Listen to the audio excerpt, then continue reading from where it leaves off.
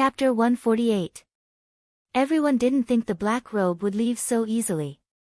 They all thought he would help Sun Fang. Zhou Xian Ran was very annoyed. Sun Fang killed all his people just now. Just as he was about to take revenge, the person disappeared. Don't you think so? Wang Debao chuckled. Alright, let's open the coffin first. Yes, let's open the coffin first. It won't be too late to snatch it then. Hai Dicey laughed. However, everyone held their breaths. Just what kind of ancient godly item was inside the coffin? Yun sect sent out 4 disciples to open the coffin. Those 4 disciples were extremely nervous. Coffin. There must be someone inside. And the ancient godly item was inside the coffin. Maybe it was the guardian of the ancient godly item. Now that the coffin was opened, what if the corpse came back to life? Hurry up! Sun Yi shouted coldly. Dilly-dallying. The 4 disciples didn't dare to waste any more time. They stood at the 4 corners of the coffin, took a deep breath and channeled their energy. Zzz. The white jade coffin emitted a heart-wrenching sound, and no one dared to breathe too loudly. When the coffin lid was opened, the 4 disciples were shocked. A 7 to 8-year-old little girl laid inside. Her hair was tied into 2 ponytails and she was wearing a beautiful princess dress. Though her eyes were closed, she looked very cute. Her baby fat face made people want to touch it. But no matter how attractive she was, it wasn't as important as the thing in the little girl's hands. Ancient godly item. Yun sect's disciples' faces darkened. They were the first to snatch it. Hai Dicey humphed. He waved his hands and used wind magic. The 4 people from Yun sect were blown into the sky and turned into 4 stars. Sect leader Sun, good plan. Gu Zheng's eyes were filled with anger. Sun Yi scolded him for being an idiot and squeezed out a smile. It's inevitable that there will be a few traitors in our sect. On the side, Wang Debao was discussing something with the other 3 patriarchs. It wasn't anything good. Che Zhishuan lifted the coffin up with one hand. It stood upright and faced everyone. Seeing the person and the item inside the coffin, everyone gasped. It was a cute little loli. But no matter how cute she was, she couldn't be as cute as the item in her hands. 9 Demons Punishing Tower. Che Zhishuan's gaze froze and mumbled. Everyone, including Wang Debao, was shocked when they heard that. Is this the legendary 9 Demons Punishment Tower? Zhou Xinran exclaimed as he stared at the tower in the little loli's hands. The pagoda in the little loli's hand wasn't very big. It was about the size of an adult's palm and had 9 levels. The pagoda was ink black, and if one looked closely, they would see that each level was emitting a black fog that surrounded it. Yang Yi looked at the 9 demons' Xing pagoda and muttered, it is rumored that countless ancient godly items were dropped during the Great War of Gods and Demons. However, the ancient godly items that have appeared since ancient times have always represented justice. This time, it is actually a demonic creature. 9 Demons Punishing Tower. Unbelievable. Legend has it that once this pagoda appears, blood will flow like a river. Gu Zheng frowned, and his tone was filled with hesitation. He didn't know whether he should snatch it or not. Sun Yi snorted and said, who cares if it's a demon or a god, as long as it's an ancient godly item, it's fine. If you guys don't want it, I want it. As soon as she finished speaking, Sun Yi's delicate body leaped up and she took the initiative to snatch it. Hai Dicey laughed disdainfully, condensing a large fireball with one hand and throwing it out. Sun Yi pulled out her sword. Insignificant skill. The sword easily destroyed the large fireball. However, at this moment, Yang Yi attacked from the side. Sun Yi hurriedly defended, but was still kicked away by Yang Yi. Luckily, she didn't roll on the ground, or else she would have lost a lot of face. Yang Yi. How dare you sneak attack me? Sun Yi frowned and questioned in a low voice.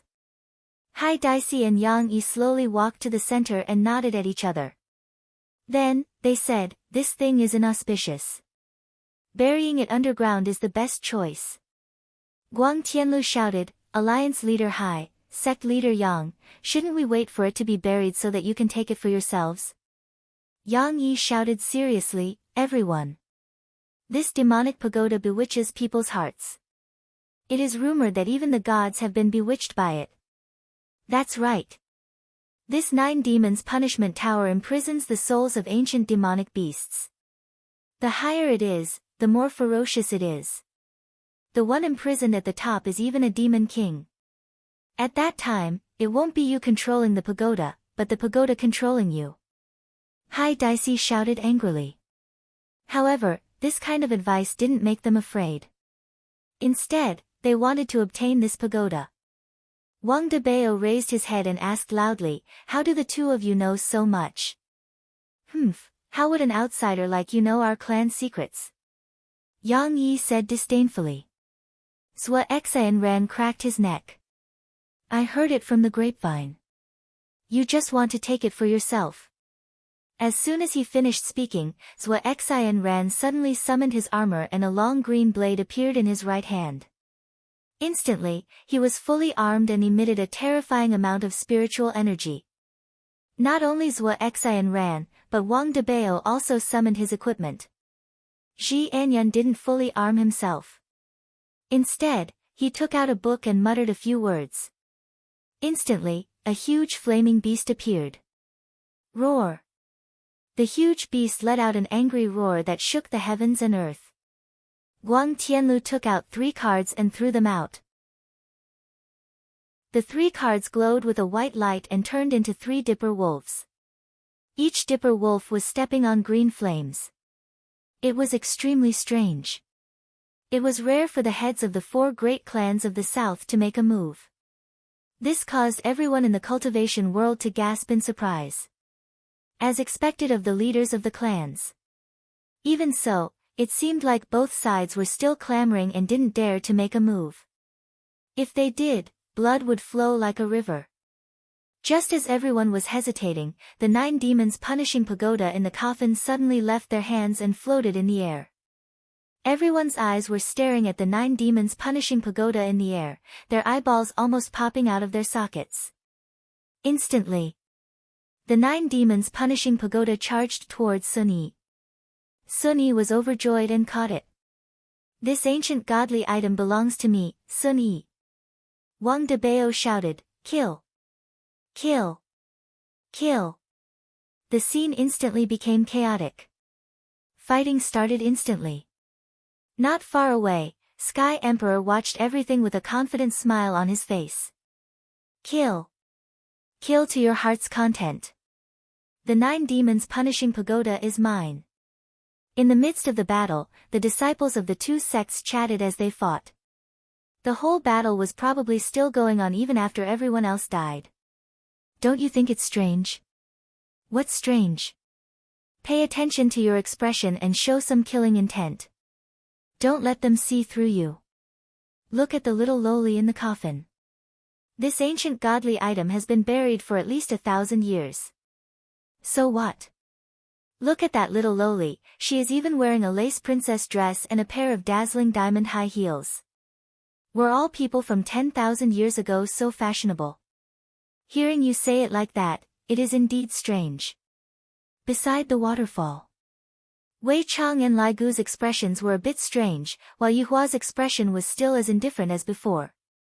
The little lowly in the coffin is truly pitiful, dying at such a young age. Qingye couldn't help but say. Only now did I know that the television didn't lie. For the sake of a treasure, people were willing to kill each other. Chapter 149.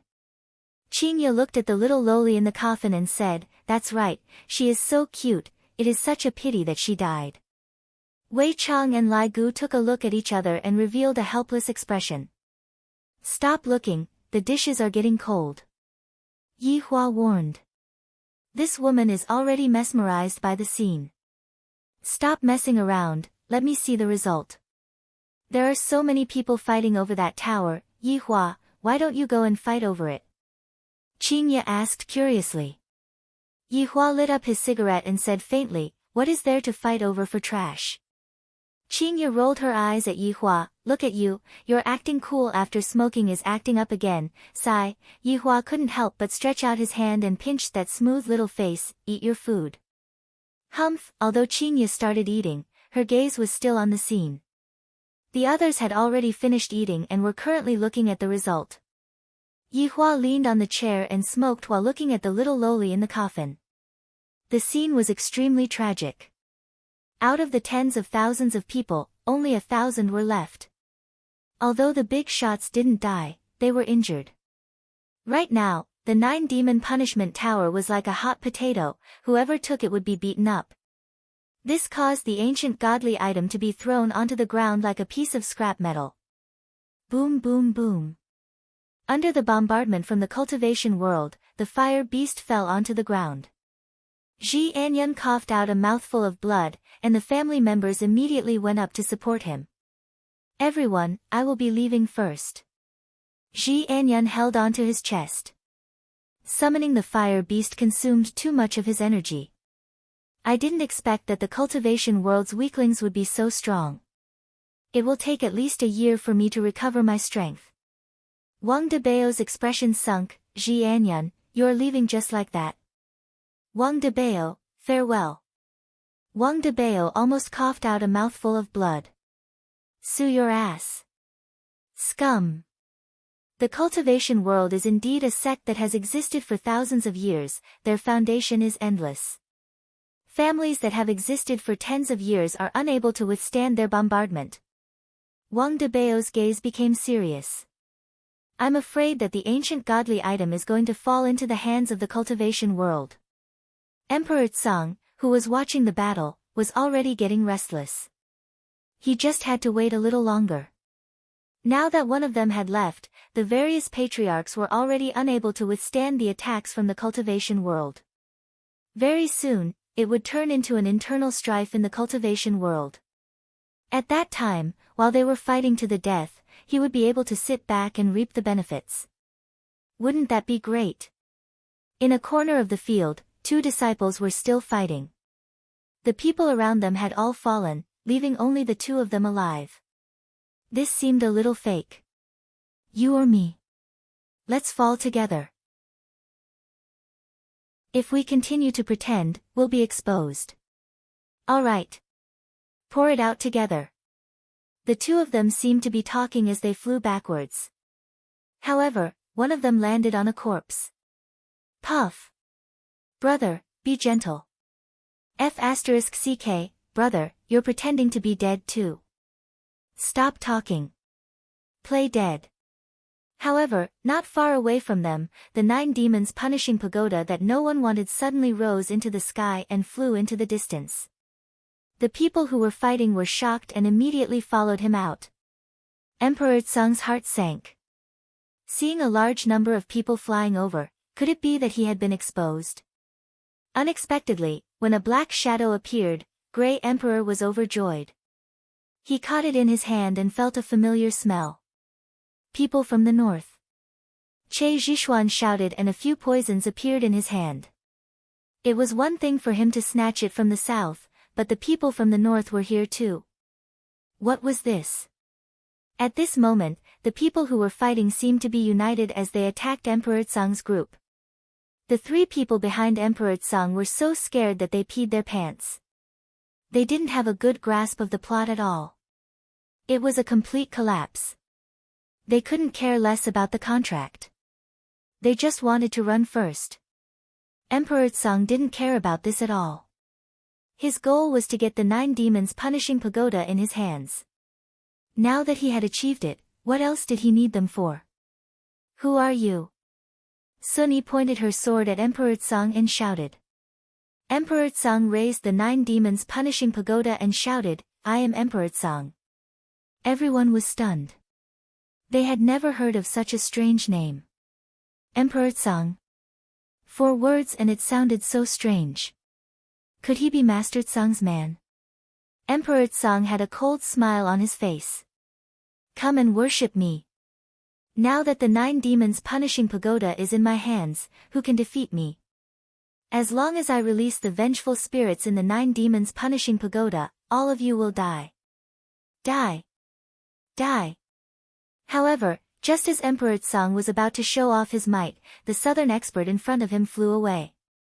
Stupefied, Emperor Tsang was stunned. He raised his head and looked at his hand. The 9 demons punishing pagoda had disappeared. An unprecedented rage erupted in Emperor Tsang's heart. Boom! With Emperor Tsang at the center, a shockwave spread out in all directions. The shockwave immediately resonated with the heavens and earth. Meanwhile, Emperor Tsang transformed into a lump of black fog and chased after the shockwave. The 9 demons punishing pagoda belongs to me, Emperor Tsang. Don't even think of getting it. All of Emperor Tsang's plans were disrupted. Right now, he could only snatch the pagoda forcefully. Right now, at the center of the battlefield, there was a river of blood on the ground. There were still a lot of people who were still alive lying on the ground and wailing in pain. There were also a lot of people who were pretending to be dead who were observing the situation. Within the white jade coffin, the little loli who had her eyes closed suddenly opened her beautiful eyes. Her eyes were bright red, and if one were to look closely, one could see complicated black patterns within her eyes. However, when paired with her face, her eyes were truly adorable. The little loli could be seen grinning as she lightly floated out of the coffin. Soon after, she landed on the ground, and a pair of pure white heels stepped onto the blood. La la la, la la la, I am an expert in killing. The little loli's sweet melody rang out in the hell-like venue. She ran and jumped about, and the blood on the ground splattered onto her white princess dress, gradually dyeing the dress into a bright red color. The white diamond high heels that were originally white were also dyed red. Boom! Suddenly, lightning flashed and thunder rumbled, and a heavy rain started pouring down. At this moment, the scene could really be described as a river of blood. La la la, la la la, where are you guys? The little loli jumped and jumped as she searched for them. The 2 who were pretending to be dead just now could no longer hold back the fear in their hearts, and their bodies started trembling. That little loli that was within the coffin actually woke up. What was I supposed to say? There is definitely something wrong with that little loli. Since when did the ancients wear princess dresses? Found you, a sweet voice rang out beside his ears. The man swallowed a mouthful of saliva, and his entire body was trembling as he slowly turned his head around. Although the little loli in front of him was adorable, this kind of adorableness carried a deep sense of brutality. The corner of her mouth that was slightly raised caused one's heart to stiffen. You won't be able to escape, the little loli's ponytail suddenly rose up. The man couldn't help but want to escape, but that was impossible. He could only watch as the ponytail drilled into his mouth, and he could even feel that his hair was growing crazily in his mouth, from his head to his feet. No! She is sucking my blood essence. No! No! The man's miserable screams rang out in the spacious and empty venue, and the little loli's ponytail gradually turned from black to red. Looking at the man in front of her that had already withered up, the little loli retracted her ponytail. It wasn't easy for me to think of a way, but only this many people came. Hateful, what a waste of my brain cells. The little loli puffed up her cheeks and stomped her feet. Her ponytails immediately fluttered about, and no matter if it was dead or alive, she would stab it into the man's mouth and absorb it. Those who were dead already had no feeling, and they were considered lucky. However, those who were pretending to be dead felt as if their bones were being peeled off, and they were wailing unceasingly. Chapter 150. Beside the waterfall. Chinya had already completely fainted. When both sides were fighting in full swing, one wouldn't be able to endure the feeling of dizziness.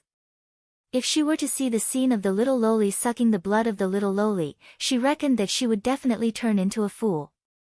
Yihua hugged onto Chinya and lightly caressed onto Chinya's smooth face.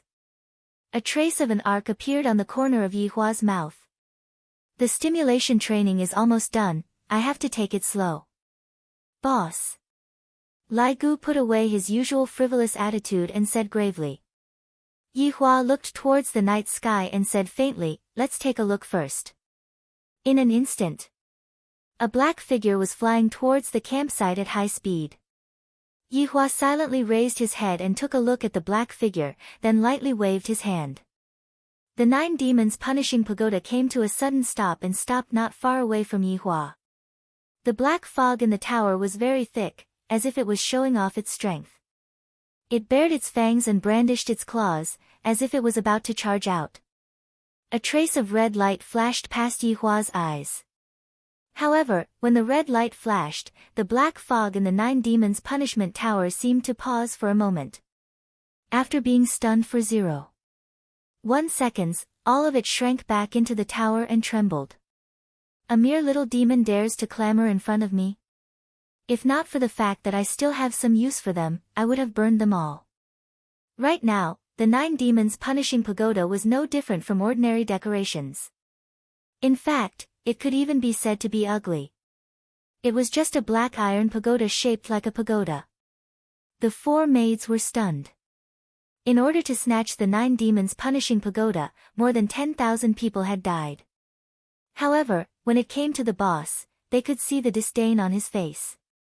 Even the raging pagoda had quietened down. What an enigmatic boss. Wei Cheng and Lai Gu deeply wrinkled their brows. It was not because of Tower, but rather, they were worried about how his honor was going to deal with her. Yi Hua was indeed thinking about how to deal with the situation.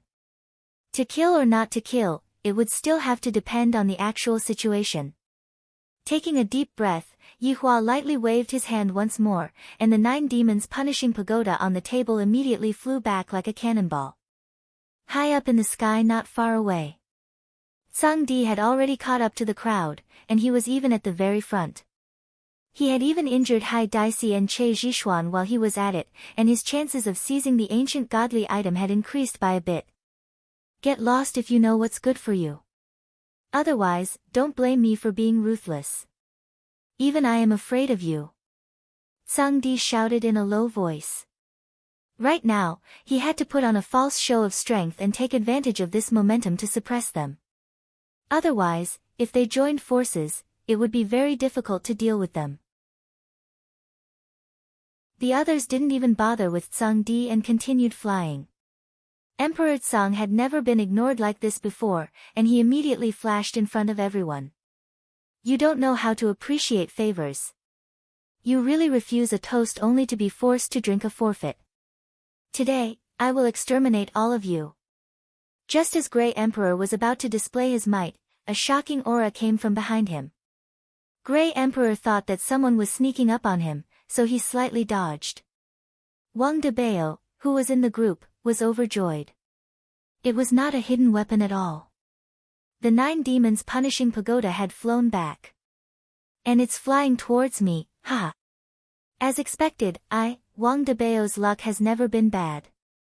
Even if it's snatching an ancient godly item, it's still a stroke of good luck. Wang Debao caught the 9 demons punishing pagoda, and to everyone's surprise, he turned around and ran without a second thought. Seeing this, Zhou Xinran and Guang Tianlu both chose to retreat, while the other cultivators continued to chase after them. However, Grey Emperor did not move. His handsome face was filled with malevolence.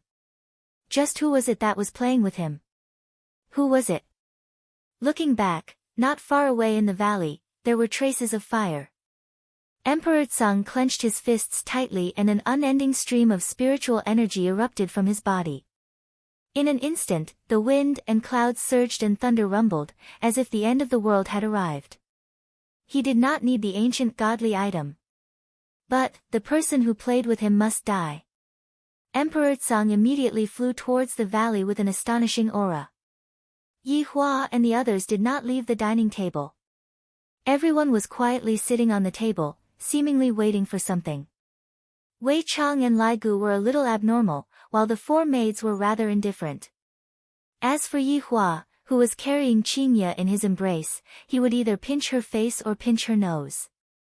In any case, he was just bullying her in various ways. Boom! A figure descended from the sky and created a huge splash, causing the ground to tremble. Beep, beep, beep, the alarms of the two Cayennes rang out. Emperor Tsang looked at the people who were camping in front of him and revealed a look of doubt. Isn't that man the owner of the bar? There's also that security guard and that young man. There are also 4 people who are dressed in maid attire. What are they doing here? Thinking back to the black robe that appeared at the very beginning, Emperor Tsang seemed to have thought of something. We are just bait, and the black robe might be lying in ambush nearby. But so what? I, Emperor Tsang, can kill them with just a flick of my fingers. On the other hand, these women are all top grade, it would be a pity for them to die. Yihua didn't even look at Emperor Tsang, who was walking over and was still pinching Qingya's face. Wei Chang let out a breath. One of you, go and deal with them. The eyes of the 4 maids shone. Right now, even Tang Wei has fallen. Not only is she not afraid, she even has the desire to fight. Emperor Tsang looked at the 4 maids who stood up and walked to the side and whispered to each other. Soon after, he heard their sweet voices. Rock, paper, scissors. Rock, paper, scissors. Rock, paper, scissors. Ha, I won, Bai Xiaozhen shouted out happily and felt very embarrassed. The other 3 women pouted their mouths. This is a chance for me to show off. Not only can I show off in front of men, I can also show off in front of the boss. What kind of glory is this? I wonder when I will have to wait for the next time. Bai Xiaozhen placed her hands on her abdomen and slowly walked to the front of Emperor Tsang. Then, she said shyly, hello, I am your opponent. Emperor Tsang looked as if he had received a critical hit of 10,000 damage. His entire being was sinister and terrifying. They actually used rock, paper, scissors to decide who would go on stage. The main point was the women. And they even came over to greet you. Damn it, this isn't good. Tonight, my dignity was already trampled on twice. And yet, when I came here, I was humiliated again. And I was even humiliated by a weak woman. To actually disregard my existence, don't blame me for being ruthless. Bai Xiaozhen appeared to be very embarrassed. Seeing that Emperor Tsang's face was twitching, Bai Xiaozhen thought that Emperor Tsang was sick. Just as the 2 were preparing to make their move, a sweet singing voice rang out from the forest.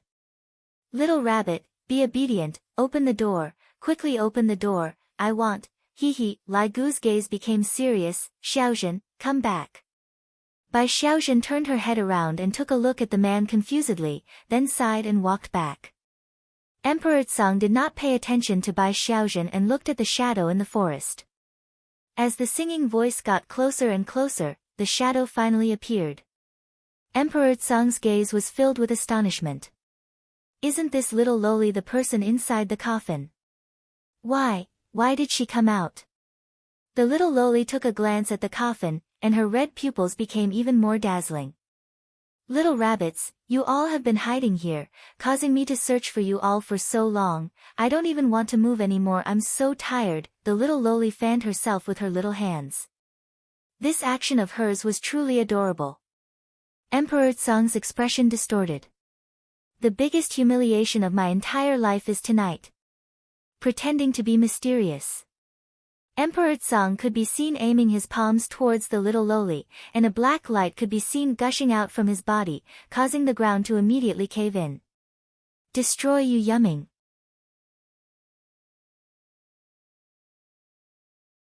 Chapter 151. Emperor Tsang retracted his palms and stared ahead. The dust gradually dissipated, revealing a gigantic semicircular chasm in front of him. It was as though a gigantic machine had excavated a mountain range. Emperor Tsang's gaze changed from indifference to calmness, then gradually changed to shock, and finally revealed a horrified expression.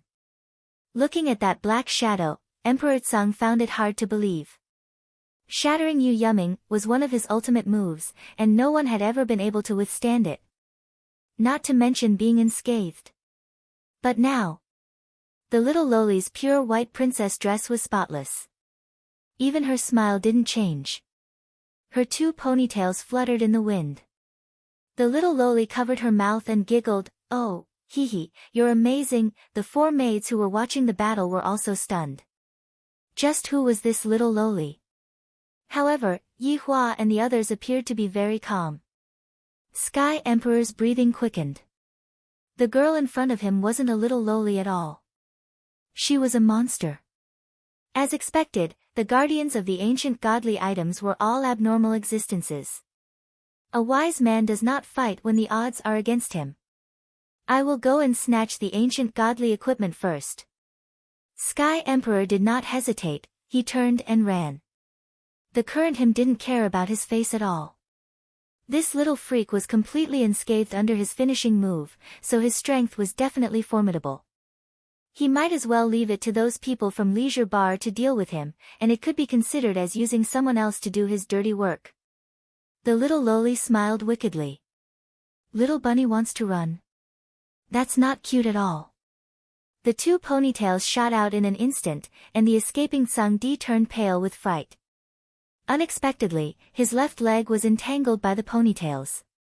Gray the Arch condensed a long saber in his hand and ruthlessly chopped down. Clang! The sound of metal clashing rang out.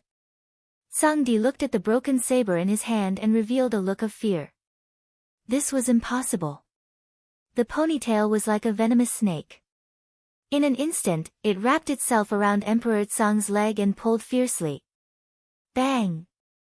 Tsang-di's entire body smashed down like a cannonball, creating a huge splash and forming a huge pit.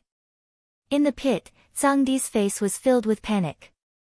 His entire body had been entangled by the ponytail, and no matter how he struggled, it was of no use. However, another ponytail slowly stretched out. Tsang-di stared at that strand of hair with a panicked expression, feeling even more terrified. Those hairs were actually small mouths with sharp teeth. No! No! Don't come over. Sky Emperor was completely flustered, but no one could save him now. The ponytail instantly pierced into Tsang-di's mouth, spreading all over his body, sucking up the delicious blood essence. Only to see that Sky Emperor's body was withering at a speed that the naked eye could see. In less than 10 seconds, only his skeleton and outer layer of skin were left. No one would be able to recognize that he was the famous Sky Emperor. And even though Emperor Tsang died, he didn't understand many things.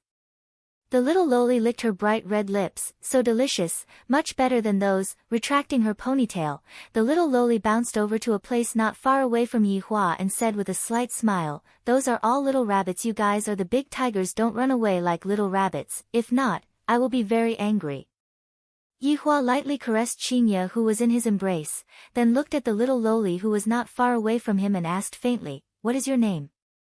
The little loli pouted and poked her chin with her index finger. After thinking for a long time, she said, I'm not telling you." "Yi Zizi." Yi Hua shouted gravely. Little Lolita's scarlet eyes were suddenly startled. She suddenly jumped back, and the smile on her face immediately disappeared. She asked coldly, "Who are you? Why do you know me?" Yi Hua stared at the little loli's every movement and even the minute expression on her face, then shouted coldly, "Yi Zizi, do you know the consequences of lying to me?" The little loli grinned and shook her ponytail, "Although I don't know why you know me, but you guys are really delicious, impudent." Impudent! Wei Chang and Lai Gu shouted out, and a burst of killing intent erupted out from their bodies. The little loli spread out her hands and had a look of disdain on her face. She even took out a small mirror and looked at herself to see if her hairstyle had changed or not. Wei Chang and Lai Gu could clearly feel that his honor was really angry, and the two hurriedly said, "Boss, let us do it." Yi Hua knew what Wei Chang and Lai Gu were thinking. They wanted to protect her. That's right, Wei Chang and Lai Gu indeed wanted to protect the little loli. If they were to take action, the little loli would definitely not die, but if they were to let his honor take action, the little loli would most likely die. Wei Chang and Lai Gu felt that his honor was just joking in the past. How could it be possible for the 7 sins to betray his honor? However, looking at the current situation, it was no different from betraying his honor. Although in the past, she was everyone's joy, and even when she took on a human's name, she still had the same surname as his honor, and even went so far as to give his honor a nickname, Big Bones. Within the 7 sins, only she, Yizizi, dared to address his honor as Big Bones. However, the current her was no longer the Yizizi from back then. Even if that was the case, Wei Cheng and Lai Gu found it hard to believe what was happening in front of their eyes. Yi Hua took a deep breath, and his thoughts went back to a long time ago. He remembered that back then, Yizizi was still very small, just like a little doll. Back then, Yizizi was being surrounded by humans, and when I and the others passed by this place, we killed the humans. Originally, we were going to kill Yizizi, but one of the 7 sins could see that Yizizi was not a human, and thus, he spared Yizizi's life. Even now, Yi Hua could still remember that back then, Yizizi's eyes were scarlet red, and she had a look of not wanting to admit defeat. The facts proved that in the future, Yizizi would become an indispensable character within the 7 sins. Wei Cheng only ate living humans, while Yizizi didn't even let the dead off. However, she had a bad personality, and that was that she was too lazy. If she could lie down, she would definitely not sit down. I really don't know where she learned this bad habit from. From what happened today, it could be seen that Yizizi didn't want to go to the 7 sins one by one, and instead, she wanted to use an ancient godly item to lure the 7 sins over and capture all of them in one go. Looking at that familiar face, the final scene appeared in Yi Hua's mind. Yizizi was surrounded and attacked by 3 overlords, and in the end, she fell into Yi Hua's embrace. The words that she said back then were still resounding in Yi Hua's mind. He remembered that back then, Yizizi's entire body was covered in blood, and she didn't even have the strength to raise her hand. However, that pair of scarlet red eyes of hers was still leaking out unwillingness. Big Bones, Zizi doesn't want to die, Zizi wants to play with you, Zizi wants to compete with the gluttonous monster, Zizi still wants to ride the big bone dragon, Zizi wants to be together with you all, Big Bones. Zizi is so cold, so cold. Sensing that Yizizi's body was gradually becoming stiff, Yi Hua revealed the pain of humanity for the first time, and Yi Hua's painful howls resounded throughout the entire battlefield. Yizizi, the first of the 7 sins to die in battle, back then, everyone went crazy. Even if they had to exchange injuries for injuries, they still wanted to kill those 3 overlords. She was indeed exactly the same as Yizizi, everything was the same, but in the end, it was just an empty shell, and the soul had already changed. Yi Hua wouldn't allow anyone to taint the Yizizi from back then. Even if it was just an empty shell.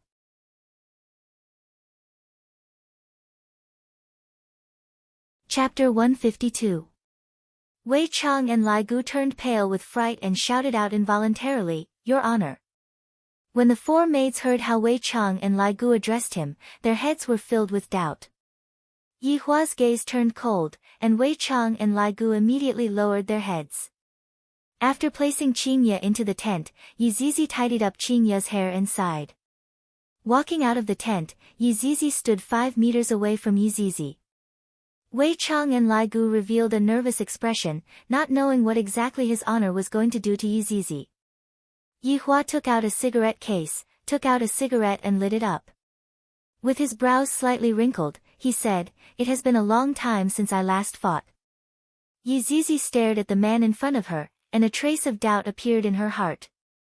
She felt that he was a little familiar, but she couldn't recall where she had seen him. But no matter what, he was still delicious food. "Hee, you are the most pretentious person I have ever seen," Yizizi said with a smile, revealing cute dimples on her cheeks. Yi Hua laughed lightly, "Your guts are truly getting bigger and bigger." Humph, I have a lot of guts." Yizizi even gestured, looking very cute. Yizizi's actions and tone are still the same as before, what exactly is going on? Suddenly, Yizizi's scarlet eyes became strange, as if they were rotating. Then, Yizizi exclaimed, "Wow, you're a big bone." The cigarette in Yi Hua's hand immediately broke and fell beside his leather shoes. With a bit of surprise, Yi Hua said, big bone. He remembered that Yizizi used to call him that in the past. Back then, he was still a skeleton. Even after being lectured several times, Yizizi still didn't change her way of addressing him. I didn't expect your true body to be big bone. Yizizi was slightly surprised. She then looked to the other side. A monster and a bone dragon. Things were getting interesting. Yihua let out a sigh. I thought that Yizizi had remembered something, but it turns out that her pair of eyes had seen through my true form. Yizizi's eyes were filled with excitement. What a cute big bone. How about you be my pet? I won't suck you. The corner of Yihua's mouth twitched slightly, and Lai Gu, who was at the side, seemed to have thought of the past, and he felt gloomy as well. Lai Gu remembered that back then, Yizizi was very mischievous, and furthermore, she also had a problem with aesthetics. Yizizi would praise his honor for being handsome every day, and expressed that she also wanted a skeleton as a pet. But his honor refused to give it to Yizizi, and in the end, Yizizi came to look for trouble with Lai Gu and even wanted to ride on Yizizi's back then. Not being able to ride on Lai Gu was one of Yizizi's biggest regrets before she died. That will depend on whether you have the ability or not. Alright then, I'll go easy on you. A true battle was about to break out, and Yizizi also became serious. Although she sounded relaxed, she could faintly sense that the other party was very powerful. It was the same for the other two, and as for the other 4 women, they were negligible. Pavilion Master, it's there. All of a sudden, a black crowd surged over. There were at least 3,000 people. They were the northern forces that followed Emperor Tsang here. Originally, he was in too much of a hurry when he escaped and lost contact with Emperor Tsang. Now, he had no idea where Emperor Tsang had gone. He thought that it would be better for him to just return to avoid any more accidents. However, the pavilion master of the Extreme Will Pavilion and Fengsheng's subordinates had reported to him, so he decided to come to this stronghold to take a look. The Sumeru Workshops Shuzhenhai and the Phoenix King Pavilion's Man Kai also came over to take a look as a form of respect for Hifeng. 3,000 people descended and occupied half of the empty space in the small valley. The 3 big shots immediately saw Emperor Tsang, who had been sucked dry. However, the 3 of them only took a glance at Emperor Tsang before shifting their gazes away. After all, with Emperor Tsang's current appearance, even if his mother came over, she wouldn't be able to recognize him. Because Yizizi's back was facing everyone, the 3 big shots only felt that Yizizi looked familiar. Yihua, on the other hand, was facing Yizizi, and the 3 big shots felt that Yizizi looked really stylish. There were also 2 men and 4 women beside Yizizi, and there were even tents beside Yizizi. From the looks of it, Yizizi's taste is rather heavy. Also, what is the meaning of this little loli who is wearing a princess dress? Looking at the two's posture, it seems like they are preparing to fight. Man Kai hated people who bullied little girls the most. How can you be like this, to even bully little girls? After speaking, Man Kai walked towards Yizizi with an evil smile on the corner of his mouth. Yizizi silently lit up a cigarette. Man Kai patted onto Yizizi's shoulder, then said with a smile, "Little girl, don't be afraid, Big Brother is here. If you have any difficulties, you can just tell Big Brother." Big Brother really? Yizizi turned around with a smile. Man Kai's pupils grew bigger and bigger. Isn't this the fucking little loli in the coffin? In the beginning, I was still sighing. A strand of hair quietly drilled into the dumbstruck Man Kai's mouth. In just a few seconds, Man Kai turned into a dried corpse. However, the strand of hair didn't come out and supported Man Kai's corpse. This caused the people behind to think that Man Kai was whispering to the little loli. "Tower Master Man, that should be enough." Hifeng frowned and shouted out. "With so many disciples watching, even if you don't care about your face, I still care about it." Seeing that Man Kai still didn't have any reaction, everyone couldn't help but raise their vigilance. Shu Zhenhai shouted out loudly, "Tower Master Man. Enough is enough. Don't throw away the face of your Phoenix King Pavilion." The disciples of the Phoenix King Pavilion felt extremely awkward. The Tower Master's illness is acting up again. Yizizi used the strand of hair to control Man Kai and slowly turned around. The dried-up Man Kai could be seen stretching out his hands and making a peace sign. Meanwhile, Yizizi's head turned 180 degrees and shouted out sweetly. Also, everyone sucked in a mouthful of cold air and took a step back. At the moment of imminent peril, He Feng and Shu Zhenhai immediately shouted out, "Retreat! Retreat! Retreat!" Everyone knew of Man Kai's strength. For Man Kai to be able to kill Man Kai without making a sound, Man Kai's strength was definitely not ordinary. The people that were sent here must have been sucked dry.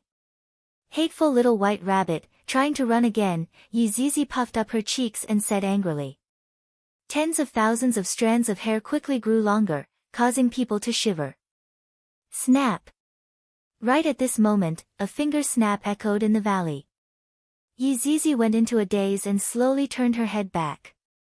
Yi Hua was smoking a cigarette and his right hand was slightly raised. Yizizi's eyes focused. A circular red barrier immediately appeared around her body. Z. The circular barrier seemed to be withstanding some kind of powerful attack as it trembled slightly. Soon after, cracks appeared on the barrier like a spider web. Yizizi looked at the barrier curiously. However, the 3,000 people that were running away instantly turned into dust, as if they were never there in the first place. The walls of the valley were also shaved off by an invisible force. The pitiful Emperor Tsang originally had a corpse, but right now, not even a trace of his corpse was left. This was a finger snap that was compressed again and again. It was the first time Yi Hua tested it, and he felt that the power of the finger snap was pretty good. It was able to cause fatal damage to those people, but it did not have any effect on Yizizi.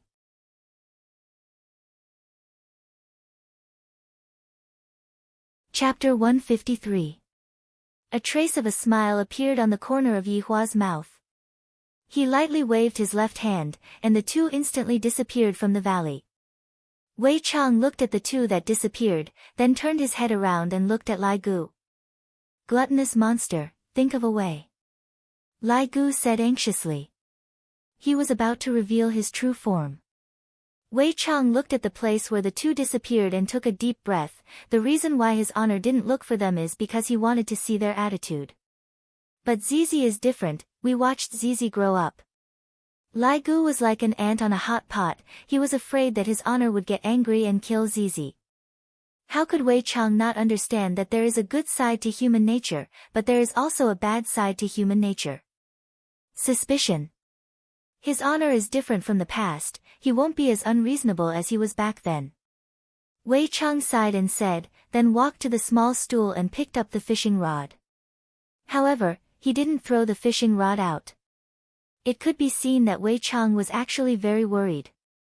Lai Gu stomped his feet heavily on the ground, causing the ground to tremble. Crushed stones fell from the mountain, and the birds in the forest immediately flew up into the sky. The two of them were helpless right now and could only wait for the result.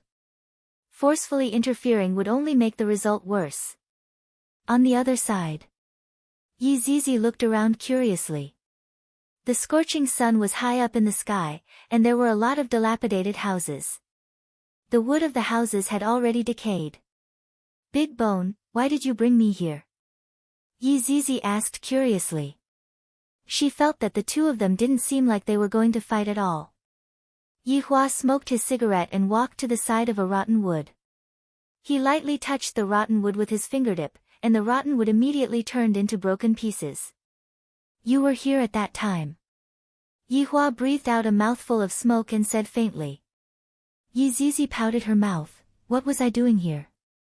Yi Hua didn't answer and said calmly, you are very stubborn, I originally wanted to kill you, but you are very lucky. Bragging. Yizizi snorted, then tilted her head 45 degrees, looking very cute.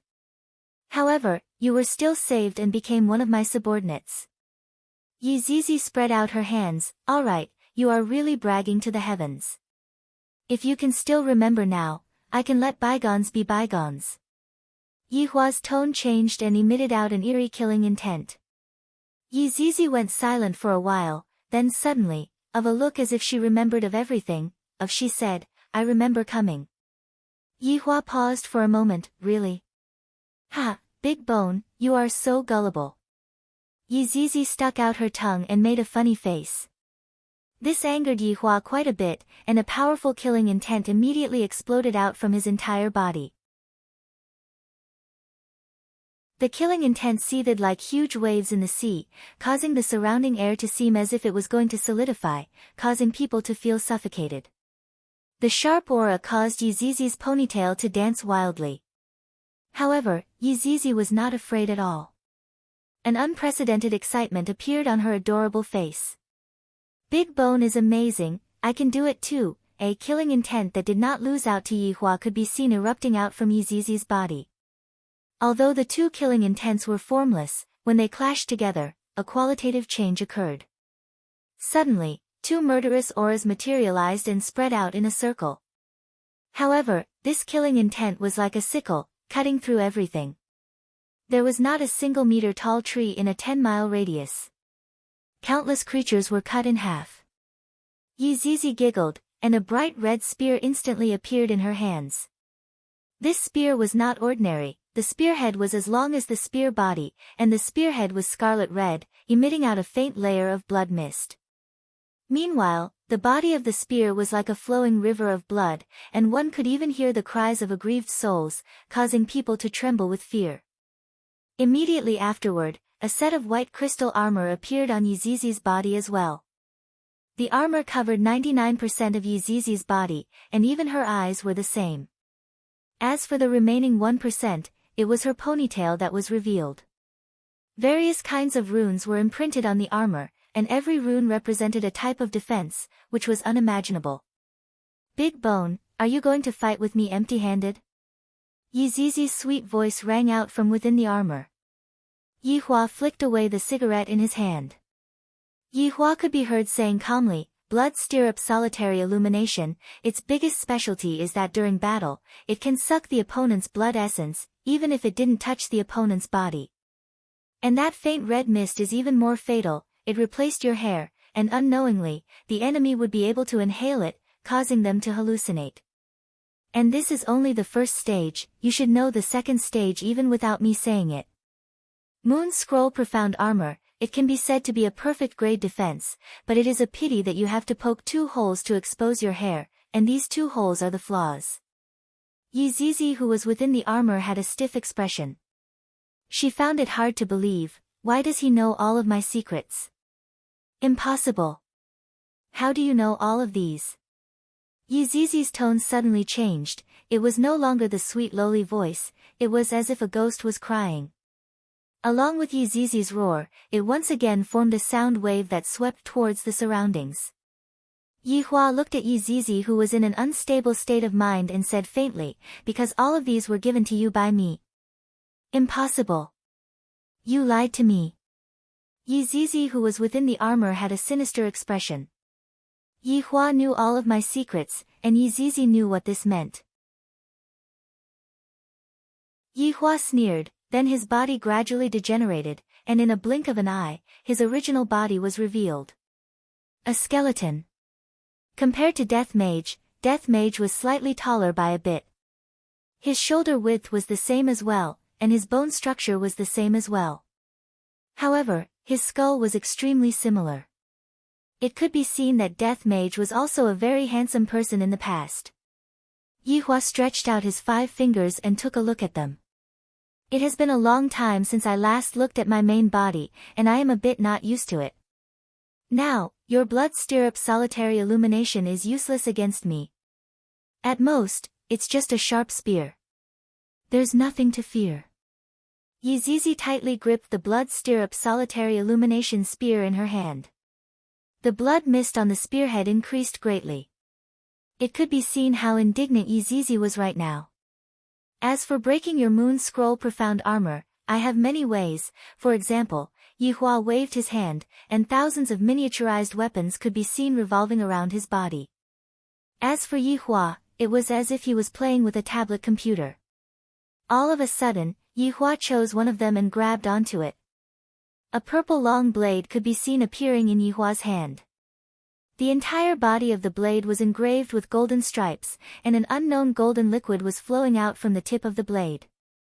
After the golden liquid fell onto the blade, the golden liquid knew how to flow on its own, as if the golden liquid had its own consciousness.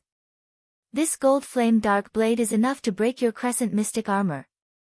As for the blood stirrup solitary illumination in your hands. Yihua could be seen waving his hand once again. Thousands of armors could be seen appearing around Yihua's body. Yihua chose one of the armors, and the skeleton immediately condensed out. Although this secret feather armor is not a top-notch item, it is still able to suppress the blood qi in your body. If you match it with... Immediately, a shield condensed out on Yihua's left hand. If you match it with this serene heavy shield, it will be able to suppress your blood qi to the lowest point. As expected.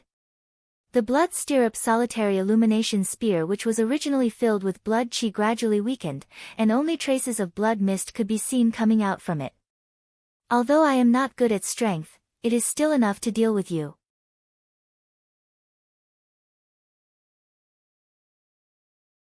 Chapter 154. Thinking back to the past, he had been a fool. He had put aside some top-tier equipment and insisted on using his own body to defeat his enemies. After all these years of understanding, Yihua felt that wearing equipment was also a kind of advantage. Of course. Every mage had the heart of a warrior. Death Mage was also the same. Suddenly, cracks began appearing on the ground beneath Yizizi's feet, and even the air seemed to be trembling. Yihua's gaze immediately became serious. Yizizi covered his helmet with one hand and suddenly burst into laughter. You underestimate me, Yizizi.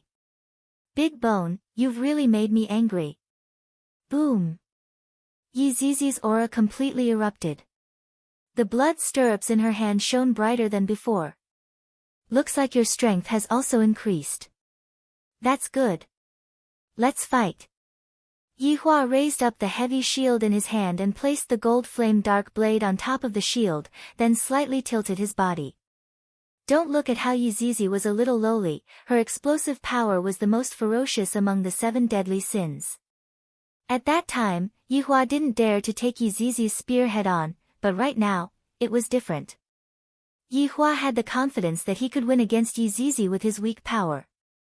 Die! Yizizi let out a ghostly cry and leapt high into the air.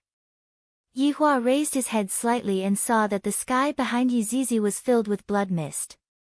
Countless sinister faces of vengeful spirits appeared behind Yizizi, and their miserable cries could be heard. I have said it before. Your moves are useless against me, I am completely able to suppress you. Yihua raised his heavy shield high up. Bang! A loud sound suddenly rang out between the heavens and the earth. The originally clear sky was filled with dark clouds, and it was soon dyed red by the color of blood. It was as if the entire world had fallen into blood. The collision of the weapons created a huge shockwave, and everything around it evaporated. This was just a simple collision. Blood stirrup's solitary illumination could be seen emitting out a blood mist, which instantly enveloped Yihua. However, Yihua was just a skeleton, so where would he get the blood essence from? Yihua's main body was able to restrain Yizizi. I have said it before, your moves are useless against me. Yihua's gaze turned cold, and the gold flame dark blade that was in his hand slashed towards Yizizi while carrying along a berserk aura. Yizizi snorted and grabbed the blade with her left hand. Yihua's brows wrinkled. Yizizi's strength has far surpassed my estimation. From the looks of it, after coming back to life, she has become stronger as well, and is no longer the Yizizi from back then. The strength is not bad. This is indeed a good saber, but it can't break my moon scroll mystic armor. Yizizi snorted disdainfully. Although Yihua was shocked by Yizizi's strength, it was not to the extent of being defeated. I have said it before, this blade is used to break your moon scroll profound armor. Yihua said coldly. What a joke. However, as soon as she finished speaking, Yizizi saw the golden liquid flowing into her hand. Yizizi immediately let go of the golden flame dark blade and tried to fling the disgusting liquid away, but to no avail. Pay attention to your feet, Yi Hua reminded. Yizizi looked and saw that another golden liquid had wrapped around her leg. Yizizi, if you had listened to me back then and didn't poke those 2 holes, you wouldn't have died, but you didn't listen. Yi Hua shouted out coldly. Back then, the human Yizizi was also able to find Yizizi's flaw and kill her with a single strike. Yizizi scurried up and down, and countless holes were smashed open on the ground. However, those 2 golden liquid were just like glue, sticking tightly onto Yizizi's back and slowly crawling towards the holes on the moon scroll profound armor. Get away from me, oh! Yizizi, who was inside the armor, suddenly let out a ghastly howl. Yi Hua looked on silently. The moon scroll profound armor was only Yizizi's first line of defense, and her real body was the second line of defense. However, back then, the 3 Yizizi didn't even give Yizizi the chance to become her real body. Of course, I am also able to do it right now, but the 2 golden liquid finally crawled into the holes after much difficulty. Yizizi, who was still scurrying around just a moment ago, immediately stopped moving, as if her body was frozen. You! Just what is this thing? Yizizi asked while standing there foolishly. Yi Hua said calmly, the golden flame dark blade's formidability doesn't lie in itself, rather, it lies in those 2 golden liquid. Those 2 golden liquid are able to fuse into one's blood and spread a virus, causing one to lose their battle prowess. At that time, your moon scroll profound armor will only be a decoration. So that's how it is, Big Bone. You are powerful, but I am not willing to give up. Yizizi's tone was getting weaker and weaker, as if she was going to collapse at any moment. Yi Hua let out a breath, just surrender. Yizizi laughed bitterly, then collapsed onto the ground with unwillingness. A light breeze blew past, and the broken ground was just like the surface of the moon. Potholes could be seen everywhere, causing one to exclaim in admiration. Yi Hua, who was dressed in godly equipment, did not move and continued to look at Yizizi, who had collapsed onto the ground. After a long while, was it fun? Yizizi, who had collapsed onto the ground, paused for a moment, but she still did not have any reaction. You are still the same as before, Yi Hua said gravely. Yizizi's personality did not change. Then what exactly happened to her? Yizizi, who had collapsed onto the ground, could be seen immediately standing up and snorted, Big Bone, you are very boring. Yi Hua sighed. Seems like I have still underestimated Yizizi's ability. After coming back to life, she became even more valiant. Just like me, aren't Wei Chang and Lai Gu the same as well? Yi Hua kept the golden flame dark blade in his hand and summoned out a sharp sword. Dark Abyss Cold Soul. The cold air that was emitted out from the sword caused Yizizi to go into a daze. Big Bone, you are shameless. Yi Hua snorted coldly, then leaped high into the air. I am already giving you face by fighting you in close combat. Sword Chi rushed towards Yizizi like a raging ocean wave, bringing along a power that could crush everything in the world. The color of the sky suddenly changed. Yizizi, who was within the armor, focused her gaze, then raised up the blood stirrup lone illumination spear in her hand, and the red light on the spear's body increased by a bit. This was a battle of strength against strength. However, the reason why Yi Hua chose to fight like this was because of their old friendship, and of course, the heart of a warrior was also unavoidable. The moment the 2 forces collided with each other, the 2 forces immediately exploded. Boundless power rose from the ground and broke through the layer of blood-red clouds. The terrifying airflow swirled around violently, forming a terrifying astral wind. Big Bone, your strength is indeed not bad, but compared to me, it is still a bit lacking. Yizizi laughed. Yi Hua laughed lightly, is that so? I will let you see what is called strength. Let's wait and see. The 2 could be seen starting a battle of strength. This kind of scene was just like the end of the world. The ground was trembling, and even the sky had hidden itself deep within the clouds. Boom, boom, boom. Waves of loud sounds reverberated in the world, and the battle between the two had entered into a white-hot stage. The more Yizizi fought, the more excited she became, and her strength continued to rise. Coupled with the moon scroll profound armor, she could be said to be invincible in close combat.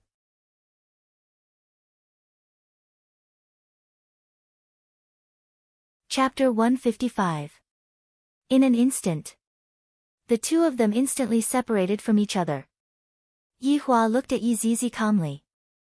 Meanwhile, Yizizi's breathing was a bit chaotic, but her battle prowess was still extraordinary. Yizizi, seeing that you have such strength, I am rather happy.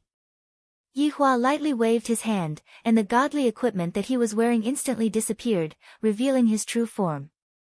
Yizizi calmed her breathing and said in a sweet voice, Big Bone, are you going to admit defeat? Yihua's empty eye sockets immediately shone with a red light. Yizizi, you don't understand my true strength at all. Alright, you are starting to act cool again. Wait till I break your bones, let's see if you are still going to act cool then. Yizizi snorted coldly, then pierced towards the space between Yihua's eyebrows. As for Yihua, he just stood at his original spot and did not take any defensive measures.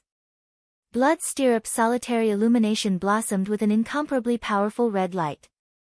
Yizizi was planning to grab onto Yihua's loophole and end the battle with a single strike. The idea is good, but just like what Yihua said, you don't know how powerful the enemy that you are facing is. Just when the tip of the spear was about to pierce through Yihua's skull, it actually stopped abruptly. The distance between the spear and Yihua's skull was merely 1 millimeter. From this, it could be seen how strong Yihua's control ability was.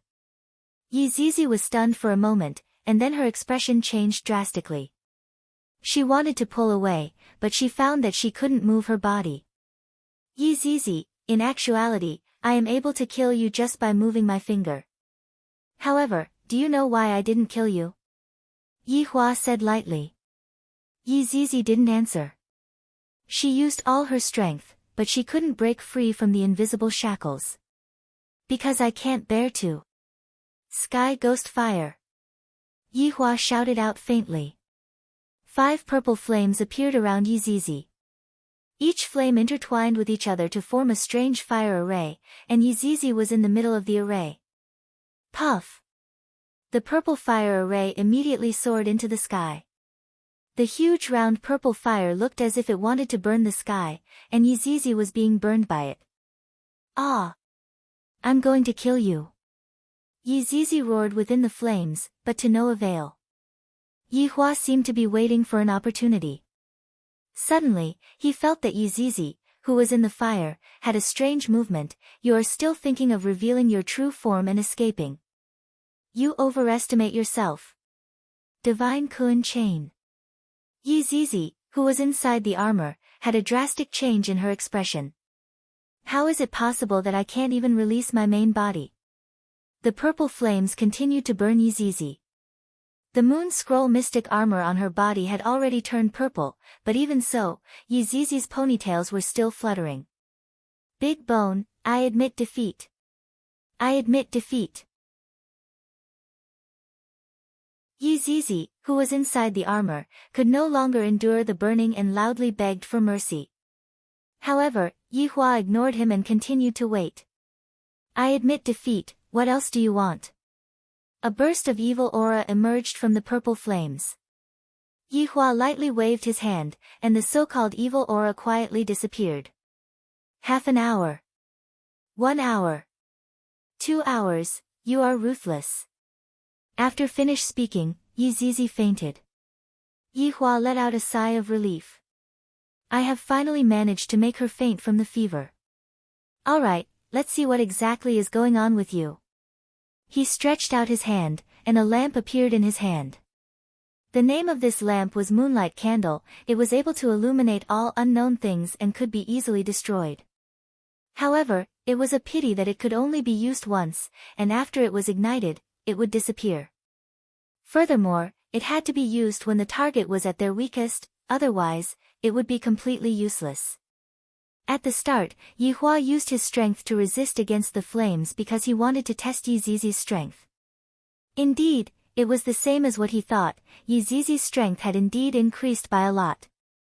Using sky ghost fire to burn her was just to erase her consciousness so that he could use moonlight candle. Withdrawing his hand, sky ghost fire instantly disappeared, and Yizizi was still under Yihua's control. Moonlight candle slowly floated above Yizizi's head, and the flame emitted from the wick illuminated Yizizi's entire body. Yihua's gaze was fixated on Yizizi. I hope that this moonlight candle will be effective. Slowly, the candle illuminated Yizizi's body, as well as her various physiques. Yihua was rather familiar with these physiques, and they were considered normal. Suddenly, 3 faint seals appeared above Yizizi's head, forming a triangle. Judging from the shape, 2 of the seals were still missing, thus, they could not be counted as a complete seal. Yihua clenched his fists. To actually dare to place a seal on my subordinate. But, Yizizi's ability is so strong, who is able to place a seal on her? I will ask her later. Yihua lightly tapped with his finger, and the 3 seals immediately shattered. At this moment, moonlight candle finished burning and disappeared from the sky. After the seals disappeared, all of the equipment on Yizizi's body disappeared as well. Yizizi, who was wearing a princess dress, slowly landed on the ground. Yihua summoned out his human form, took out a stick of cigarette, lit it up, and waited for Yizizi to wake up. After a long time, Yizizi, who was lying on the ground, rubbed her big eyes. Where is this place? So hungry. Yizizi sat up and pursed her lips. Suddenly, she saw an unfamiliar man in front of her, and the man was smoking a cigarette, so handsome, but this man has such a familiar feeling, Yizizi. Yihua shouted out gravely. Yizizi immediately recalled the battle that happened just now, and her pitiful face collapsed, and bean-sized tears immediately flowed out. Big Bone, Yizizi ran with all her might, and tears of joy fell down from the sky. Yizizi could be seen throwing herself into Yihua's embrace and crying bitterly. This is too miserable. Yizizi was just like an abandoned child. Yihua let out a sigh of relief, then patted onto Yizizi's head. Where did your imposing manner just now go? Big Bone, I know my mistake. Whoa, Big Bone, I miss you so much. Yizizi wiped her snot and tears onto Yihua's clothes. Yihua wrinkled his brows. Alright, you have to be punished for doing something wrong. Yizizi looked at Yihua pitifully, then raised her butt. Don't think that Yihua suddenly thought of spanking Yizizi, just that in the past, Yizizi often made mistakes, so Yihua could only spank her butt. Without any politeness, Yihua began to teach this mischievous subordinate a lesson. However, the fact that Yizizi was able to recover made Yihua very happy. Alright. Yizizi touched her butt, then hugged onto Yihua's neck. Big Bone, Zizi misses everyone so much. Don't cry anymore, I still have some things that I want to ask you. Yihua said gravely. Yizizi wiped away the tears at the corner of her eyes. Big Bone, ask me, I will tell you everything that I know. When did you wake up, and who placed the seal on you? Yizizi said without thinking too much. Around a year ago, Zizi woke up. At that time, there were a lot of priests who were sitting beside Zizi and chanting incantations, and there was even a magic tool placed on top of Zizi's head. When Zizi woke up, Zizi crushed the magic tool and sucked all of them in. After that, Zizi wandered around and discovered that this world is super fun. There are beautiful dresses to wear, just that, I am too weak. Big Bone, you also know that Zizi is very lazy, so Zizi thought of a method, which is to gather the more powerful people together and suck them in. Unfortunately, the ones that came were still too weak, and I didn't have enough fun. After that, I met. Your Honor, please forgive Zizi Wu. Your Honor, acting coquettishly mode activated.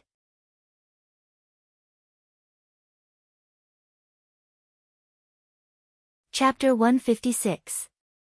Yizizi stroked her long ponytail. Actually, Yizizi still had many abilities that she had yet to display.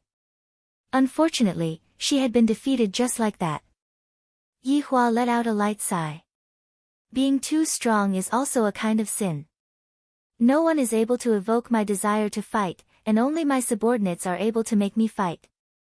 Throwing everything else aside, today's fight was rather comfortable. According to Yizizi's description, she should have awakened 5 years ago. It was just that she was discovered by others, and they wanted to control her. Perhaps, even they did not know that it would take so long to cast the seal. After all, Yizizi was too powerful. Even after several years, she was only barely able to cast the 3rd layer of the seal. Before the 2nd layer was completed, Yizizi had already awakened. It was just that it was amazing that humans had such a magic tool. However, thinking back to those Supremes in the past, they also had many powerful magic tools. It was normal for the people of this world to have 1 or 2. Yizizi, who was in his arms, raised her pitiful face and said with grievance, "Big Bone, have you forgiven Zizi? I'll forgive you if you don't call me Big Bone." Yizizi's face fell. But I've been calling you for a long time. Then I won't forgive you. I'll change, alright? Yizizi rubbed her head against Yihua's chest and acted coquettishly. Yihua thought for a bit. Right now, Qingya still doesn't know of my identity. If I were to have another little girl as my subordinate, and furthermore, the little girl is a little lowly, wouldn't she think that I am a pervert to have even taken a little lowly as my subordinate? Based on Yizizi's personality, it was obvious that she was a follower. Even if he forced her out, he didn't know what kind of trouble she would cause. He had tried it back then, and his game had just begun. He couldn't let Yizizi ruin it. It would be better to give her an identity. Yizizi opened her eyes wide and looked at Yihua. Yizizi looked extremely pitiful. "Call me big cousin. When there's no one around, you have to call me your honor, do you understand?" He had to take this opportunity to change the way Yizizi addressed him. He had really indulged her too much in the past. Yizizi was overjoyed. Without thinking too much, she said, "Big cousin." He thought that Yizizi would be conflicted for a while, but he didn't expect her to be so straightforward. Yizizi had been in the human world for a year, so she knew that big cousin was a more intimate form of address. This was much better than big bones, so she readily agreed. "Big cousin, I want to see the gluttonous monster and the big bone dragon." Yihua knocked onto Yizizi's forehead. "When there is no one around, call me your honor. Also, don't call them nicknames." Yizizi rubbed his forehead, then said while puffing out his cheeks, "Your honor, Zizi understands." Go back, Wei Chang will tell you the details. Yes, let's go back." With that, the two of them disappeared from the ruins. After an unknown period of time, a figure suddenly appeared at the scene. He was wearing a purple and gold robe and had a dragon crown on his head. One look and anyone could tell that he was from a rich family. When this person arrived at the scene, he only looked around curiously. After that, he began to look around anxiously as if he had dropped some treasure. The man could be seen scratching onto his face as he muttered softly, There was clearly a notification that the red packet was right here. Why did it disappear? Did the red packet system make a mistake?" Suddenly, 2 black figures knelt in front of the man and said respectfully, "Your Majesty. This place is not suitable to stay for long, a large number of sects are currently gathering here." The man sighed helplessly. "I can only look for an opportunity to come back and take a look." Not long after the man left, countless people rushed over. If Yihua was still here, there would be a few familiar faces among the crowd. Beside the waterfall, Wei Chang and Lai Gu sat on a small stool and waited quietly. Tang Wei was standing behind Wei Chang and massaging his shoulders, and Lai Gu was enjoying the service of his 3 women. Massaging his shoulders, massaging his hands, and massaging his feet. Who says that having more wives doesn't have any advantages? Why aren't they back yet? Lai Gu was a little annoyed from waiting. It has already been a few hours. If his honor wants to take care of Zizi, wouldn't it just be a matter of seconds? Could it be? A scene appeared in Lai Gu's mind. Zizi was tied up and his honor was fiercely whipping Zizi. "Your boss." Wei Chang immediately stood up and shouted out. Boss. Lai Gu hurriedly stood up and shouted out. However, there was only the figure of the boss. Where did Zizi go? Could it be? Lai Gu looked at his honor in disbelief and asked blankly, Boss, where's Zizi? Yi Hua took out a stick of cigarette, then walked towards the tent and lightly puffed out a cigarette, dead. Wei Chang and Lai Gu were completely stunned, as if they were struck by lightning. They were unable to imagine that the adorable Zizi who was in the past died just like that. Lai Gu was evidently even sadder as he sat on the ground and wailed, Zizi, why are you so foolish? Don't you know how to run when you can't win? I haven't even had the chance to let you ride on me yet. Tears were flowing down Wei Chang's old face. Back then, Zizi still wanted to compete with me, but now, suddenly, Lai Gu felt that there was one more person on his shoulder and said gravely, Stop messing around, I'm not in the mood. However, even his ears were grabbed. Lai Gu immediately opened his eyes. These women are too outrageous, can't they see that I am in a bad mood? However, looking at the swaying ponytail in front of him, Lai Gu was stunned as he slowly turned his head around. Hee, big bone dragon, do you miss Zizi? Yi Zizi could be seen riding on Lai Gu's shoulder while grabbing onto Lai Gu's ears with both of her hands and said sweetly. Lai Gu didn't know how to express his joy at this moment. The expression on his face was very rich as he immediately soared into the sky. Meanwhile, Yi Zizi shouted excitedly, I finally got to ride on the big bone dragon. After flying into the clouds, Lai Gu immediately revealed his true form. Yi Zizi who was sitting on the bone dragon's back looked very small. Roar! Lai Gu's excited dragon roar rang out in the sky. However, quite a few people heard it and thought that they were hallucinating. And Lai Gu did not roar a second time, because Yi Hua was warning him. Not long later, the two landed on the ground. Yi Zizi pounced onto Wei Chang's embrace and hung onto him like a koala bear. Gluttonous monster, Zizi saw that you cried just now. Wei Chang laughed lightly, you saw wrongly. Hee, I didn't see wrongly, you still don't want to admit it, when are you going to compete with me? That will require boss's approval. Wei Chang rubbed onto Yi Zizi's head and laughed. Yi Zizi pursed her lips. Suddenly, she saw the four women beside her and her eyes immediately lit up. Wow, what beautiful clothes, I want to wear them too. In actuality, the four maids were still in a state of shock. Originally, they thought that this little loli was an enemy, but they didn't expect that in the end, she was actually an ally. The four maids still didn't know what was going on and appeared very respectful towards Yi Zizi. Where did you buy these clothes from? I want them too. Yi Zizi touched onto the lace skirt and asked curiously. Little loli and uniform fetish.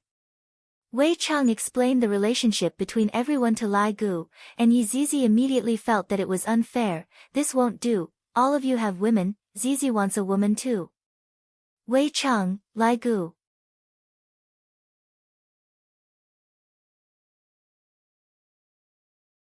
Chapter 157.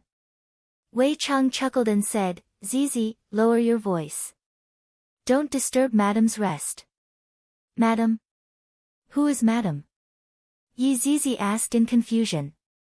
Lai Gu stroked onto Yi Zizi who was only 1.2 meters tall and said with a smile, Boss's wife. Ah! Big cousin has a wife. Yi Zizi exclaimed and immediately covered her mouth.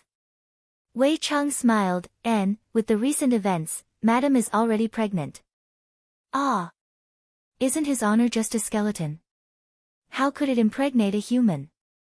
This is too mystical, I'll go take a look. After saying that, Yi Zizi trotted to the side of the tent and quietly walked in. Yi Zizi could see that his honor was carrying a human woman, and the human woman was so beautiful. Yi Zizi felt that this human woman was the most beautiful human woman that she had ever seen. Yi Hua said faintly, be quiet. Yi Zizi nodded her head, then went closer to observe for a bit, then said in a low voice, Your Honor, can I hug Madam? Be gentler. Yi Hua didn't reject Zizi. Zizi is still a child. Zizi slowly crawled in between the two of them, then lightly hugged onto Qingye and buried her head into Qingye's chest. This action of Zizi made Yi Hua a bit unhappy. If I had known earlier, I wouldn't have let her hug onto me. However, the words that I have said are of enormous weight, not even 20 kun would be able to pull me back. Madame's embrace is so warm, so comfortable. Zizi narrowed her beautiful eyes. No wonder His Honor would like this human woman. The cultivation world's king of vinegar couldn't stand it anymore and said, "All right, let go of me. Your Honor, hug me for a while more, just a while more I beg of you." Qingye could be seen letting out a light moan, then stretching out her hand, she hugged onto Zizi. Qingye had definitely mistaken Zizi for Yi Hua. This infuriated the king of jealousy. Hugging a doll was one thing, but hugging a child. Still not letting go? Yi Hua shouted out lightly. Zizi felt wronged and said, "It's not me, it's Madame who is hugging me and not letting go." Yi Hua could only forcefully pry open Zizi's arms, then push Zizi away from Zizi. Sure enough, Yi Hua ended up hugging onto Qingye. "Your Honor, you are so stingy," Zizi pouted her small mouth and said. Yi Hua glared at Zizi, then said in a low voice, "Remember to wait for me at the county town tomorrow." "Okay, got it." Zizi responded and left the tent. Madame's embrace was so comfortable, soft and soft. Zizi said a few words to Wei Chang and left for the time being. The future is long. Yi Hua still didn't know how wrong his decision this time was. If he were to know what his little cousin would do in the future, he would definitely not be able to hold himself back from kicking her out and letting her fend for herself outside. While hugging onto the woman in his embrace, Yi Hua let out a breath. Zizi doesn't like humans at all, and I didn't expect that she would fall in love with Qingye right away. From this, it could be seen that Qingye is also very unique. Looking at those tender and beautiful red lips, Yi Hua couldn't help but kiss onto them. So F** king soft, so F** king comfortable. Right now, it was already late at night, and Wei Chang and Lai Gu had also walked into their own tent. Not long after, Lai Gu's tent began to shake crazily.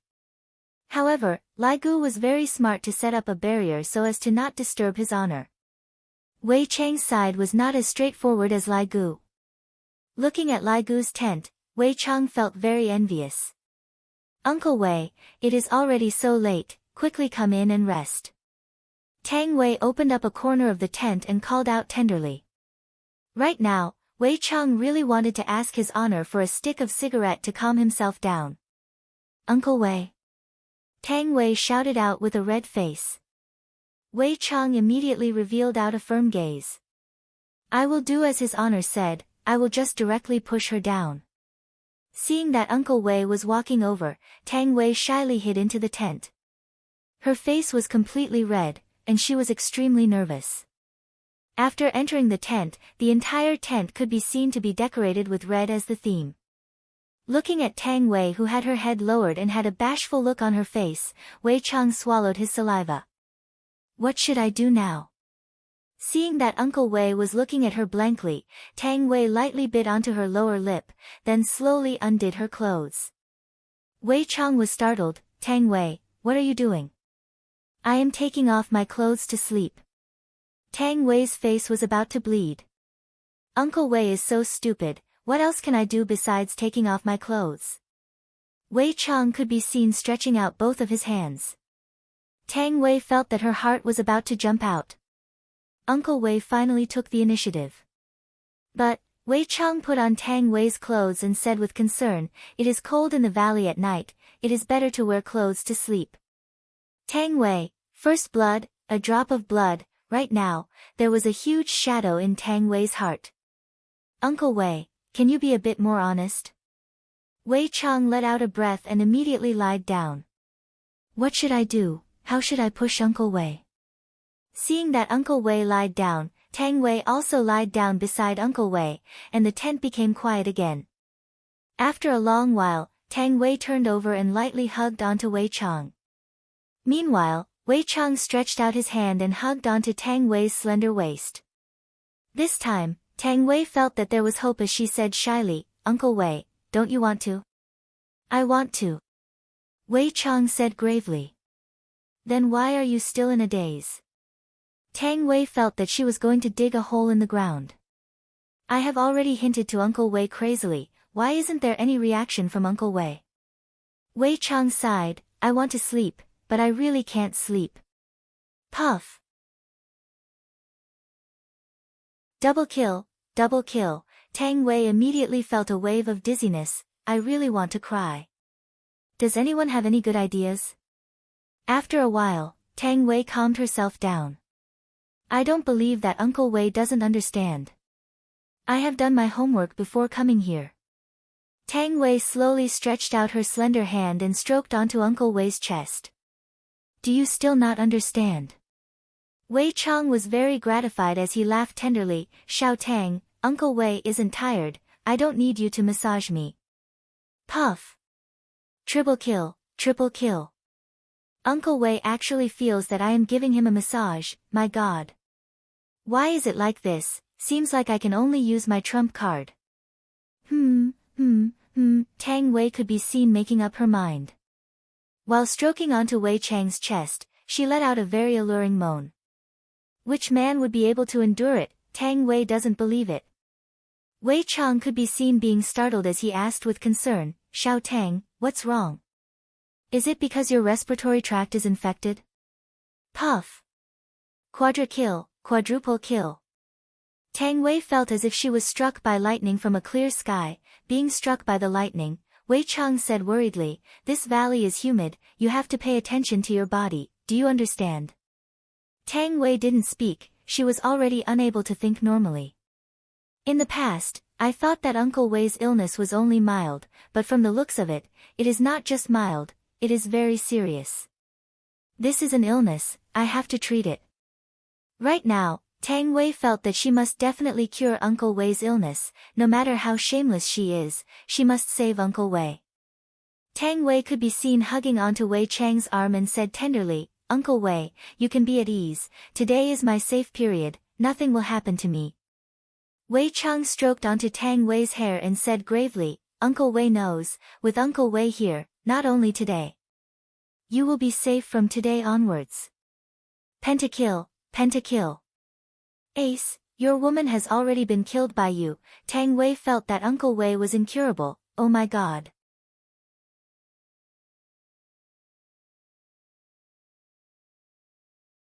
Chapter 158. Uncle Wei, I am going to sleep first, you should rest early too. Tang Wei was very hurt, being ignored by Uncle Wei. Uncle Wei went into a daze for a moment, then responded with an "Oh. Why do I feel that Xiao Tang's mood is a bit low? It shouldn't be. Just now, he expressed his concern for me and also displayed his powerful strength, why is it like this? Wasn't she supposed to be moved beyond belief?"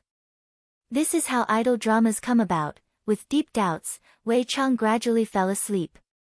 Although there wasn't any substantial progress, at least he had taken the first step and slept together. Just that, thinking that Xiao Tang is going to start school soon, at that time, she might not be able to stay in leisure bar to work anymore. How should I solve this matter? This is really troublesome. Should I eat up the people in school? If Yi Hua knew that Wei Chang was so indecisive, he would definitely teach him a lesson. As a strong person, he should be a bit more overbearing, if not why would women listen to him? Carrying Qingya, Yi Hua took out the pajamas for Qingya to change into. Looking at her body, it was even more alluring than the first time he saw her. Every inch of her skin was emitting out a faint fragrance, and even had a beautiful luster. In any case, no one saw it, even if someone saw it, kill him to silence him. Jijiji, the sun revealed itself from behind the peak of Tsangtsang Mountain, a few rays of warm light shone onto the valley, causing people to feel a kind of sweet tiredness. Yi Hua slowly opened his eyes. Qingya, who was in his embrace, started to cry again. As expected, she is a whining monster. Yi Hua, I am hungry. Qingya, who was in her sleep, mumbled. Her beautiful eyes were reluctant to even open. If you are hungry, then get up and eat breakfast. I don't want to get up, sleeping is very comfortable.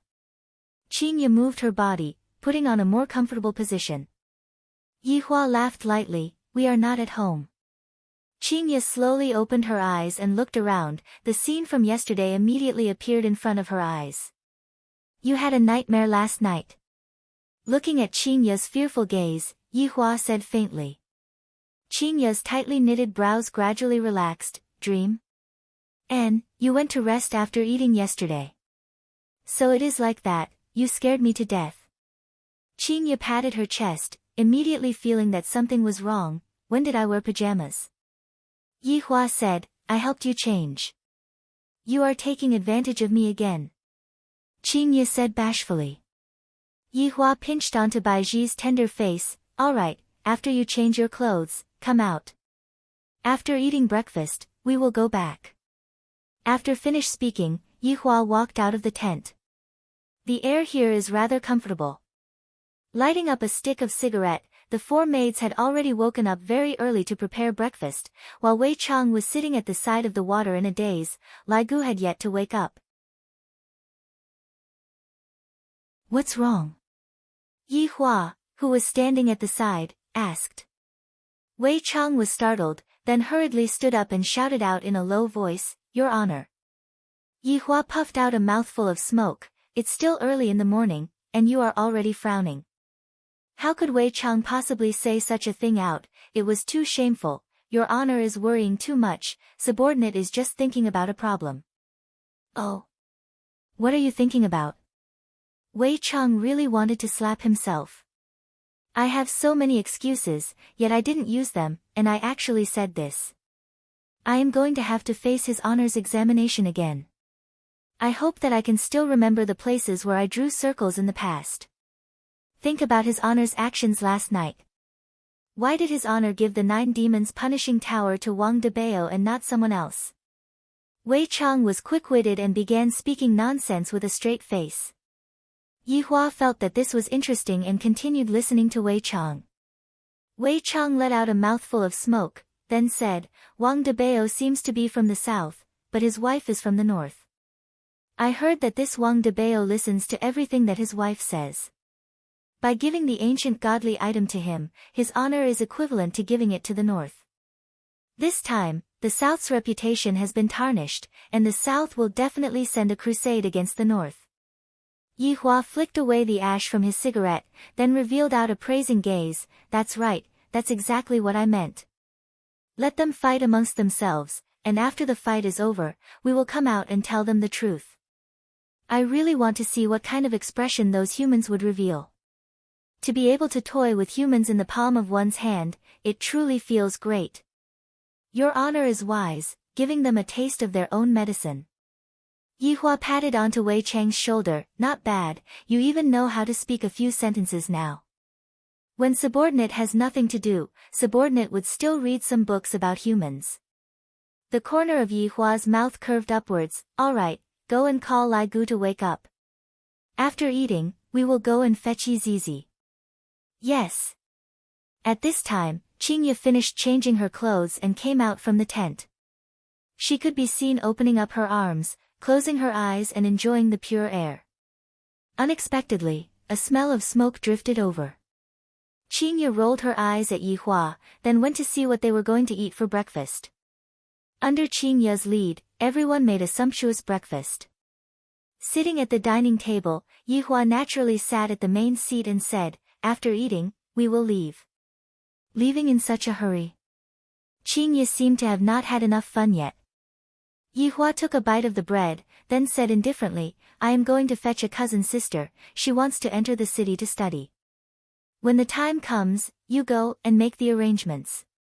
Oh, is that so? I will make a call and make the arrangements now. How old is your cousin sister? Middle school or high school? Qingye took out her phone and asked. Middle school or high school? Yihua looked towards Wei Chang and Lai Gu, and the latter lowered his head, expressing that he did not know. She is 8 years old. Yihua himself did not know either, because he had never studied before. Qingye thought for a while, then muttered, if she is 8 years old, she should be attending primary school, around grade 3. Yes, that's right. Yihua said. Qingye immediately gave a call to the general manager of Long-An City, Lu Hang, and asked him to go and make arrangements. After all, the school was about to start soon. Yihua, when the time comes, give me your cousin's information. Qingye said. Speaking of information, Yihua felt that Yizizi should be an unregistered citizen.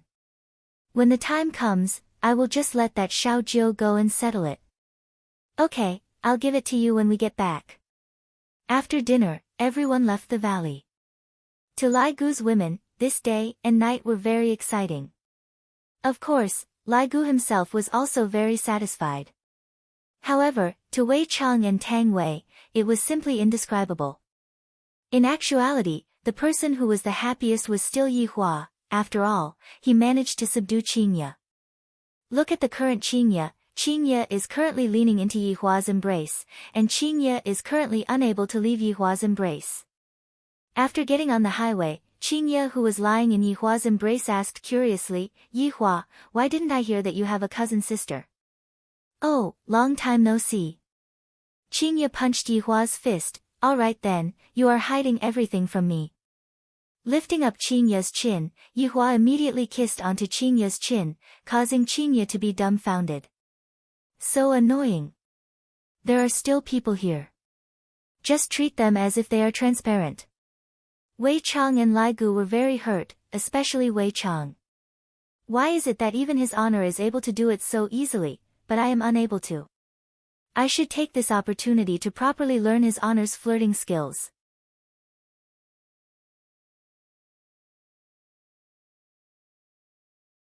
Chapter 159. In the Cayenne that was following behind, Tang Wei was a bit disappointed as she turned her head and looked outside of the car window. Tang Wei, did you do it last night? Bai Xiaozhen, who was sitting at the side, asked in a low voice. Sigh, if only I did it last night. Tang Wei shook her head, then let out a deep sigh. Thinking about how Uncle Wei acted last night, she felt both angry and funny at the same time. Iran, who was sitting at the front, also became interested.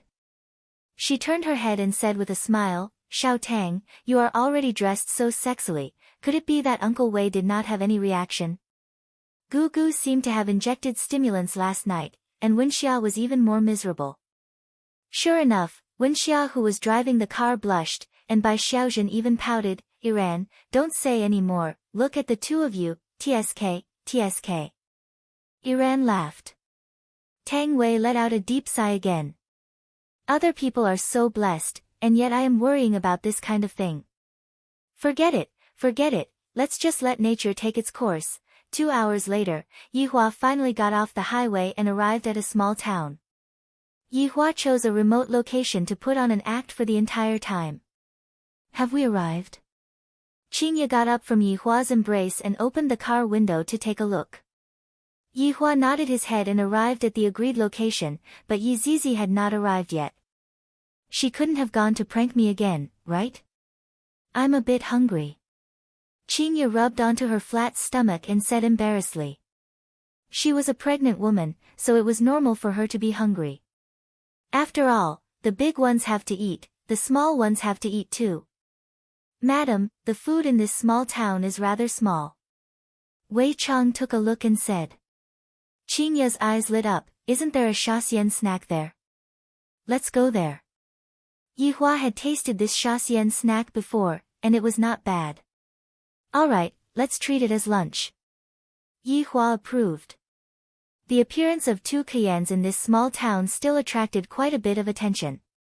Curious about what kind of people were sitting inside, the roadside stalls all paid attention to them. When they saw the people that got off the car, all of the male's eyes almost popped out, especially the one that was in the car at the back. He was simply about to spurt out blood. I can't take it anymore. I can't take it anymore. As celebrities, the 3 of them had already secretly changed their appearances before they alighted from the car. This was also done by the Lai Gu sect. It was more convenient for them to go out and play together. After all, it was more exciting outside than at home. Although the beauty in the car behind made people spurt blood, the woman in the car in front helped them stop the bleeding. It was a sacred and inviolable feeling, so beautiful that it felt unreal. But it was such a woman, that willowy waist was actually hugged by a man. God damn it. But for some reason, everyone felt that this group of people seemed to revolve around this man. It was really incomprehensible. Wasn't he just good looking? This was really an era where looks mattered. Right now, Yi Hua was also contacting Yi Zizi. Yi Zizi expressed her apologies and said that she would be coming over immediately. There was no one in the snack bar in Shaxian County. The boss was sitting at the table. There was a mobile phone, dumpling wrappers, and minced meat on the table. He was watching a drama while making dumplings. Hearing the sound of the door opening, the boss looked up and was shocked. He hurriedly rubbed his hands and asked with a smile, "What would you like to eat?" Qingye looked at the menu on the wall and said faintly, "A set of steamed dumplings. Yi Hua, what do you want to eat?" "Stir-fried rice noodle, add an extra egg." Yi Hua said faintly. Lai Gu pursed his lips, "Give me a set of mixed noodles." Wei Chang asked Tang Wei concernedly, "Xiao Tang, what do you want to eat?" "Anything will do." Tang Wei's mood was a bit gloomy, but it was also normal. Last night, I had already hinted at Uncle Wei so crazily, but Uncle Wei did not even have any reaction. Thinking up to here, Tang Wei was greatly shocked. Does it mean that people can't get it up after reaching middle age? And Uncle Wei was embarrassed to say it out. I am too stupid, isn't this the same as rubbing salt on Uncle Wei's wound? I shouldn't be doing this, I should think of a way to help Uncle Wei nourish his body and recuperate for a bit. Then, I will go and inquire about the old prescriptions of the people and prescribe some medicine for Uncle Wei to eat. Wei Chang was still looking at the menu, and Tang Wei who was behind him had already given him the title of impotence. "Give me a ginseng black chicken soup then." Wei Chang said. Tang Wei had an, as expected, look on her face. Even Uncle Wei himself knows to nourish his body. My pitiful Uncle Wei has fallen into a chronic illness after reaching middle age. In the future, I have to take good care of him and not let Uncle Wei get injured again. Thinking about last night, Uncle Wei was definitely very gloomy. Last night, Wei Chang was indeed very gloomy. The four of them sat at a table, and very quickly, the steamed dumplings were served. Qingye felt that the steamed dumplings were pretty good. "Yi Hua, does your cousin live here?" Qingye asked curiously. That's right, I just want to go out and see the world." Yi Hua could only say this. Qingye said tenderly, "Girls should go out and see the world in the first place, only then would they not be cheated by bad men. This is scolding the locust tree while pointing at the mulberry tree." Wei Chang and Lai Gu really wanted to change to another table. The madam is too formidable, to the point that even his honor is speechless. Then, you have to go out and see the world more. Yi Hua was not someone who was easy to provoke. Qingye snorted and no longer paid attention to Yi Hua. "You only know how to talk back zzz." The sound of the door attracted everyone's attention. The boss who was currently working looked towards the door, and the spoon that was in his hand even dropped onto the ground. This lowly is simply asking for my life." Yi Zizi could be seen wearing a light blue off-shoulder princess dress, her beautiful collarbone was faintly discernible, the butterfly knot on her waist was cute and moving, and layers upon layers of lace adorned the beautiful dress. She was wearing a big round hat on her head, and her twin ponytails were hanging very naturally behind her head. Different from yesterday, her ponytails were slightly curled up today, seems like she might have gone to have her hair permed just now. Her pair of small hands were even wearing long gloves, and she was even holding onto a cute little umbrella. She looked just like a little loli that walked out from a two-dimensional world. Looking at Yi Zizi who was dressed up like this, Yi Hua couldn't help but feel a bit of a headache. "She is your cousin?" Qingye mumbled and asked. Yi Hua nodded his head. "I feel that she has seen more of the world than me." Qingye felt that this little loli was a princess from a European royal family. For her to be dressed up so gorgeously, it seemed as if she was going to attend a very important banquet. Yi Zizi was indeed thinking like that. In any case, it was her first time meeting the madam, so of course, it had to be a bit more grand. Thus, she forgot about Yi Hua's words. Big brother, Yi Zizi waved her hand excitedly, and her pair of eyes curved into the shape of a crescent moon. If it was possible, Yi Hua didn't want to respond. Coming. Hello, big sister-in-law, I am Yi Zizi. Yi Zizi directly ran in front of Qingye and used that lowly voice to act cute. In actuality, Qingye had never seen such a cute little lowly before, but why do I feel that she looks familiar? I seem to have seen her in my dream last night. Of course, Qingye had seen Yi Zizi who was lying in the coffin before, just that, Yi Hua said that it was a dream. If I give birth to a daughter, I will definitely dress up like this too. Yi Zizi, you are so cute. It was rare for Qingye to reveal a smile towards a stranger. Hee hee, big sister-in-law, can Zizi hug you?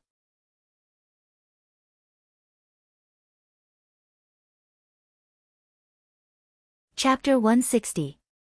This was the death stare of a supreme being, no, the stare of the Vinegar King. What are you hugging? Yi Hua shouted out coldly. In this world, I am the only one who is capable of hugging. Sure enough, Yi Zizi's hand that was stretched out immediately retracted back, then lowered her head, causing Qingye's heart to ache endlessly. What are you doing, yelling at a girl? Qingye glared at Yi Hua petulantly, then squatted down and lightly hugged onto Yi Zizi. Ignore him, he is the king of jealousy. Yi Zizi's face immediately brightened up, and with a smile on her face, she leaned into Qingye's embrace. Sister-in-law, your embrace is so warm. This little girl was too good at talking, just like Ali. Zizi is also very pretty. Cousin-in-law likes her very much. What do you like? Pay the bill and leave. Yi Hua was in a bad mood. Standing up, he walked to the door and lit up a cigarette. Seems like I didn't burn enough yesterday. Qingye laughed bitterly, don't care about him. Zizi will listen to big sister-in-law whatever big sister-in-law says, Zizi will do it. In the past, Yi Zizi did not have any backing, but right now, with Qingye as her backing, Yi Zizi's career would definitely soar. So obedient. Qingye stretched out her hand and pinched onto Yi Zizi's little face. Wei Chang and Lai Gu were immediately startled. However, Yi Zizi didn't react excessively. She was still smiling, which made the two of them feel relieved. They were afraid that Yi Zizi would instantly kill the madam. Other than Yi Hua, Qingye was the second person who dared to pinch Yi Zizi's face. No. Qingye was the first human who dared to pinch Yi Zizi's face. Yi Hua gave a serious warning to Yi Zizi, while Yi Zizi expressed that it was sister-in-law who was holding her hand, and that she was being wronged. Only a fool would believe you. Half an hour ago, Qingye was still snuggling up to Yi Hua, and right now, Yi Zizi was sitting in the middle of the car. Sit in the car at the back. Yi Hua said. Yi Zizi immediately revealed an expression of fear, then immediately hugged onto Qingye. Pouncing onto Qingye was a matter of course. Qingye patted onto Yi Zizi's shoulder, then said to Yi Hua, why are you being so fierce for? The one who was supposed to receive it is you, and the one who is supposed to be scolding right now is also you. Wei Chang and Lai Gu pretended not to hear anything. Lai Gu, when we reach Long City, bring Yi Zizi to look for a house to stay in. Yi Hua decided to change his way of thinking. Before even waiting for Lai Gu to reply, Qingye said unwillingly, you are letting an 8-year-old little girl stay outside by herself. Is there any big cousin like you, 8 years old? Even if it wasn't 8,000, it would at least be 800. Sister-in-law, Zizi is scared, Yi Zizi said pitifully.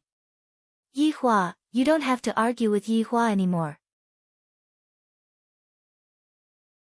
Yutong's room is big enough, just let Zizi and Yutong sleep in the same room. Qingye gave a suggestion that could not be opposed. But was it really okay to let two Chinibyu girls sleep together?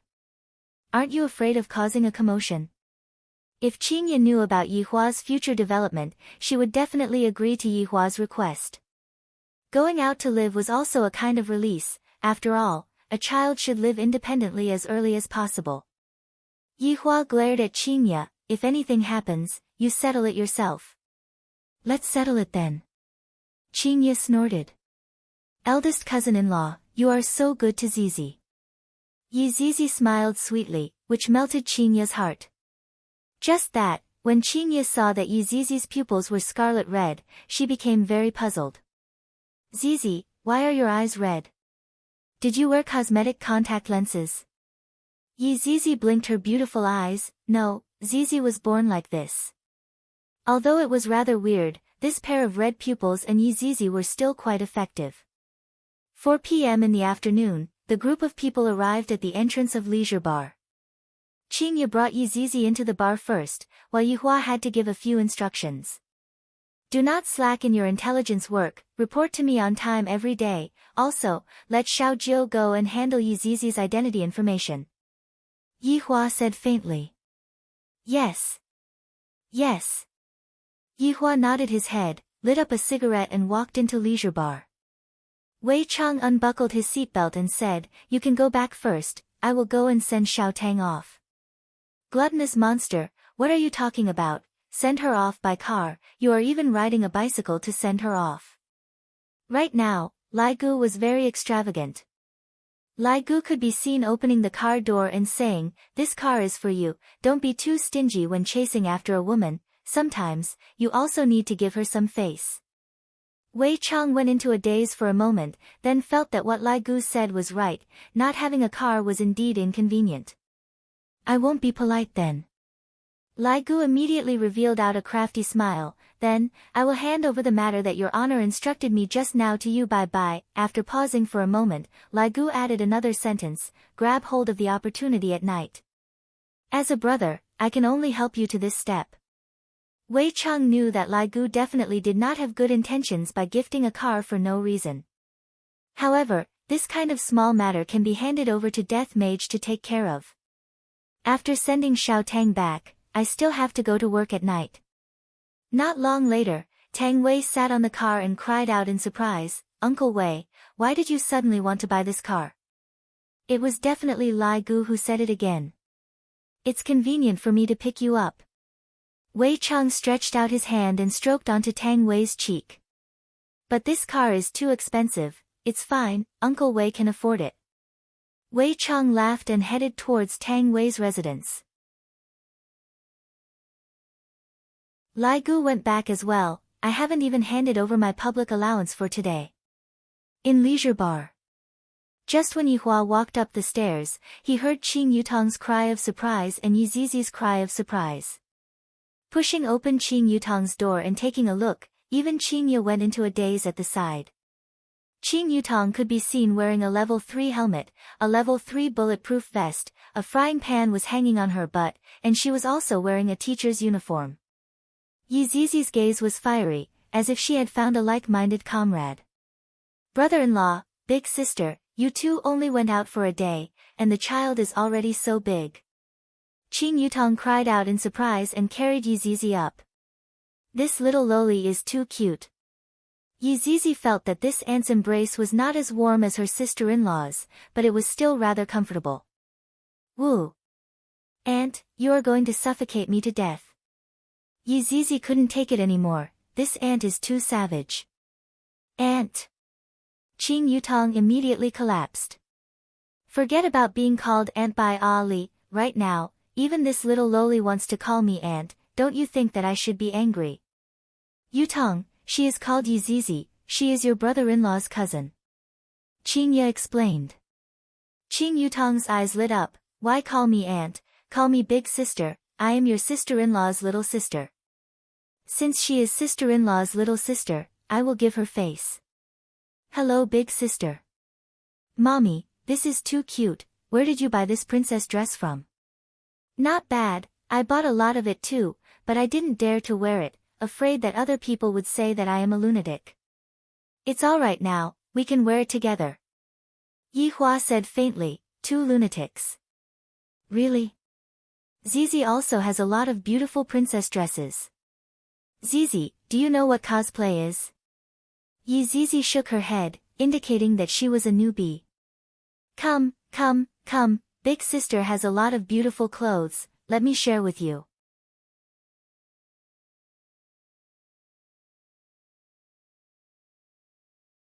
Chapter 161. Qinya had originally thought that Yi Zizi would stick to her very much, but I didn't expect that. Yi Zizi would be snatched away by her younger sister. It's just a few pieces of clothing, do you think that it'll hurt or not? Yi Hua walked in front of Qinya and said faintly, this is just the beginning, in the future, you will have to suffer. After finished speaking, Yi Hua walked into the bedroom and prepared to take a bath. Qinya seemed to be able to see through why Yi Hua was worried. Look at that smug look on her little sister's face, as if I have a lot of beautiful clothes that you don't. Meanwhile, Zizi's eyes were shining brightly, and her face was filled with envy. Letting out a sigh, Qinya walked into the bedroom, and just happened to see that Yi Hua was currently changing his clothes. Originally, Qinya wanted to avoid Yi Hua for a while, but thinking that they were already an old couple, what was the point of avoiding Yi Hua? What's wrong? You're not going to seduce them anymore. Go to hell. Qinya snorted. Since you asked Yi Zizi to come over and live with me, you will have to be responsible for her in the future. Yi Hua said faintly, then walked into the bathroom. Qinya let out a deep sigh, then sat on the bedside and covered her face. Yi Zizi doesn't seem to be that lowly that she looks like on the surface. At this moment, in the Bai family in the far north, Bai Cixin held the 9 demons punishing tower in her hands and studied it carefully.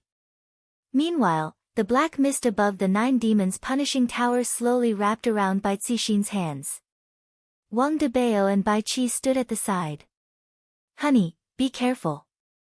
Wang Debao shouted worriedly. Bai Cixin shook her head and said softly, I'm fine. Don't be nervous. Sure enough, the black fog only circled around for a while before shrinking back into the tower. We have the 9 demons punishing pagoda. Our Bai family can also become an aristocratic family. Bai Cixin slowly put down the 9 demons punishing tower. Her beautiful eyes were filled with the yearning for power. Congratulations on getting your wish, big sister, Bai Qi said with a smile. Wang Debao was the same. Congratulations, my wife. Bai Cixin chuckled. Our Bai family is not the only one who has an ancient godly device, the Shao family also has one. However, there is only one spot. Sis, why don't we destroy the Shao family? Bai Qi suggested. Bai Cixin picked up the teacup, blew on it gently, and took a sip. I want to, but there are rules. Shao Yi is at his weakest right now. This is indeed a good opportunity. Wang Debao said in a deep voice, how about I go there and probe it first? There's no need for that, so as to avoid alerting the enemy. Seizing the ancient godly item and squeezing into the aristocratic families is only the first step, and our next step is not just the aristocratic families, but also the 3 big shots that restrict the aristocratic families. Speaking of the 3 tycoons, Wang Debao and Bai Qi's expressions became grave. In order to become an aristocratic family, the first thing they needed was an ancient godly item. Every 5 years, there would be a selection. Originally, the Shao family had already entered the ranks of aristocratic families, but unfortunately, another ancient godly item had appeared, causing them to have to fight for that slot. For the aristocratic families, the first reaction was that they were mysterious, but for the 3 giants above the aristocratic families, they were even more elusive. After all, no one from the 3 giants had ever appeared before. No one knew what they were capable of, where they were, or how strong they were. However, there was one thing that could be seen clearly, and that was that all of the aristocratic families were restricted by the 3 big shots. If not, they would have fought with each other a long time ago. Who didn't want to collect more ancient godly items? Thus, the 3 big shots declared that all aristocratic families could only possess one ancient godly item, and they were not allowed to participate in the worldly plundering. Those who violated this rule would be exterminated. From this point, it could be seen how big of a risk Tang Wushuang had taken to invite Yi Shao over. Fortunately, Yi Xiao left in the end. Bai Cixin put down the teacup in her hand and said faintly, "Hubby, have you transferred all of your companies over? Once this matter is out of the south, you won't be able to go there anymore." "Wife, don't worry, the headquarters in Gaohai City is just an empty shell." Wang Debao was a little smug. Bai Cixin praised, "Hubby, not bad, you even know how to prepare for a rainy day." "Learning from my wife, I definitely have some experience." "Then, hubby, what kind of experience did you conclude this time?" Bai Cixin said with a gentle smile. Wang Debao was instantly stupefied. Even Bai Qi couldn't bear to look straight at him. "Who asked you to act cool?" Wang Debao coughed lightly and said gravely, "This time, under the wise leadership of my wife, it wasn't easy for us to obtain a great victory. If it wasn't for my wife's intelligence, how could I, your husband, be able to succeed so easily?" Bai Cixin covered her mouth and laughed lightly. "To be able to receive such a high evaluation from my husband, I, your wife, am overwhelmed by the favor. It's what I should do, it's what I should do." Wang Debao laughed mischievously. He was looking forward to the reward very much. After withdrawing her smile, Bai Cixin asked seriously, "Hubby, tell me what happened last night in detail, don't leave out any details." "All right." In the next hour, Wang Debao fully displayed his eloquence, turning himself into an undying hero, and obtained the most valuable treasure. Brother-in-law is truly amazing, to be able to deceive those few families. Bai Qi sighed. "This brother-in-law of mine looks like a simpleton, but in actuality, he is full of evil tricks."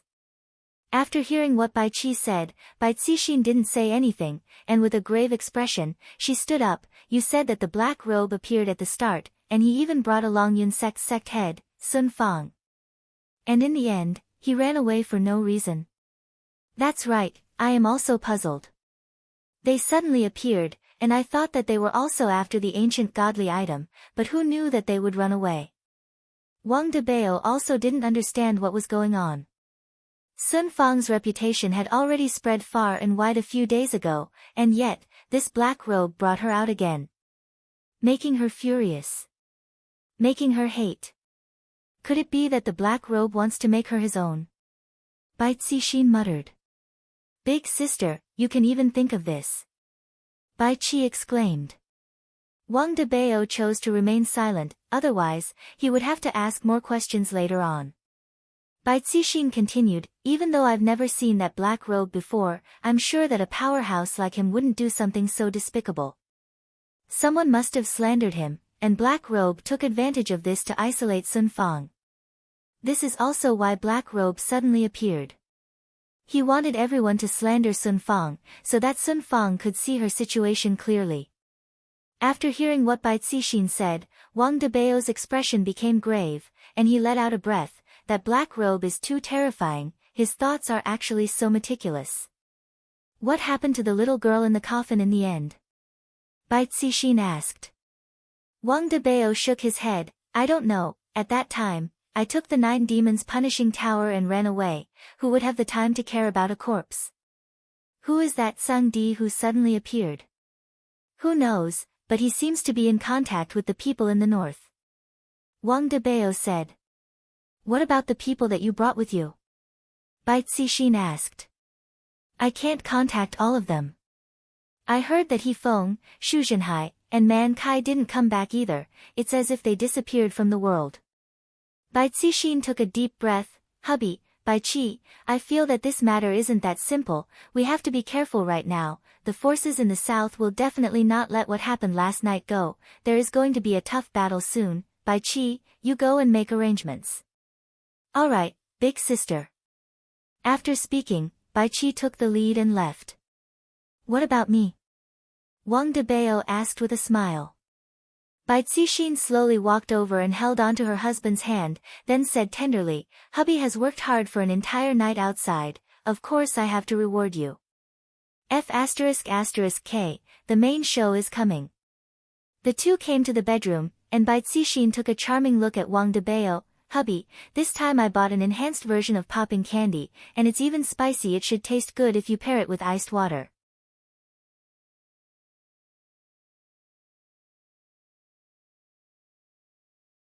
Chapter 162. Zijin City. Within Tang family's manor, Tang Wushuang was currently sitting on the sofa while trembling with fear. Behind him were his two wives, Quan Anrong and Mu Jia. A middle-aged man was sitting on the sofa in the middle. His hair was smooth and shiny, thick eyebrows, big eyes, tall nose bridge, and the shape of his face was even more so the golden ratio. Just that, his dressing was a bit casual, with a shirt, flowery shorts, and flip-flops. The man looked at his phone, then picked up the teacup and took a sip, and his brows slightly wrinkled. Upon seeing that, Mu Jia immediately walked forward and personally poured the tea for him. Suddenly, the man shouted out, "This damned author is breaking a chapter again. It's fine if he updates slowly. He even breaks chapters every day, and he even shamelessly asks for tips, ask for recommendation votes. Wushuang, send me a box of razor blades to this author, forget it. Directly find this author for me and ask him to update for me every day. If he doesn't update, I'll beat him to death." Tang Wushuang laughed dryly, "All right master, I'll do it immediately." The man's name was Gue Qingren. 5 years ago, he saved Tang Wushuang, who was on the verge of death, and taught him some skills. After that, Tang Wushuang returned to the city and showed off his capabilities, taking back everything that belonged to him. Gue Qingren put down his phone, then picked up the teacup again and took a sip. "It has been a few years since we last met, Wushuang, your harem has increased again. It is all thanks to master, if not, how would Wushuang be able to achieve what he has today?" Tang Wushuang said sincerely. He was actually rather unfamiliar with his master could be said to be an existence that came and went without a trace.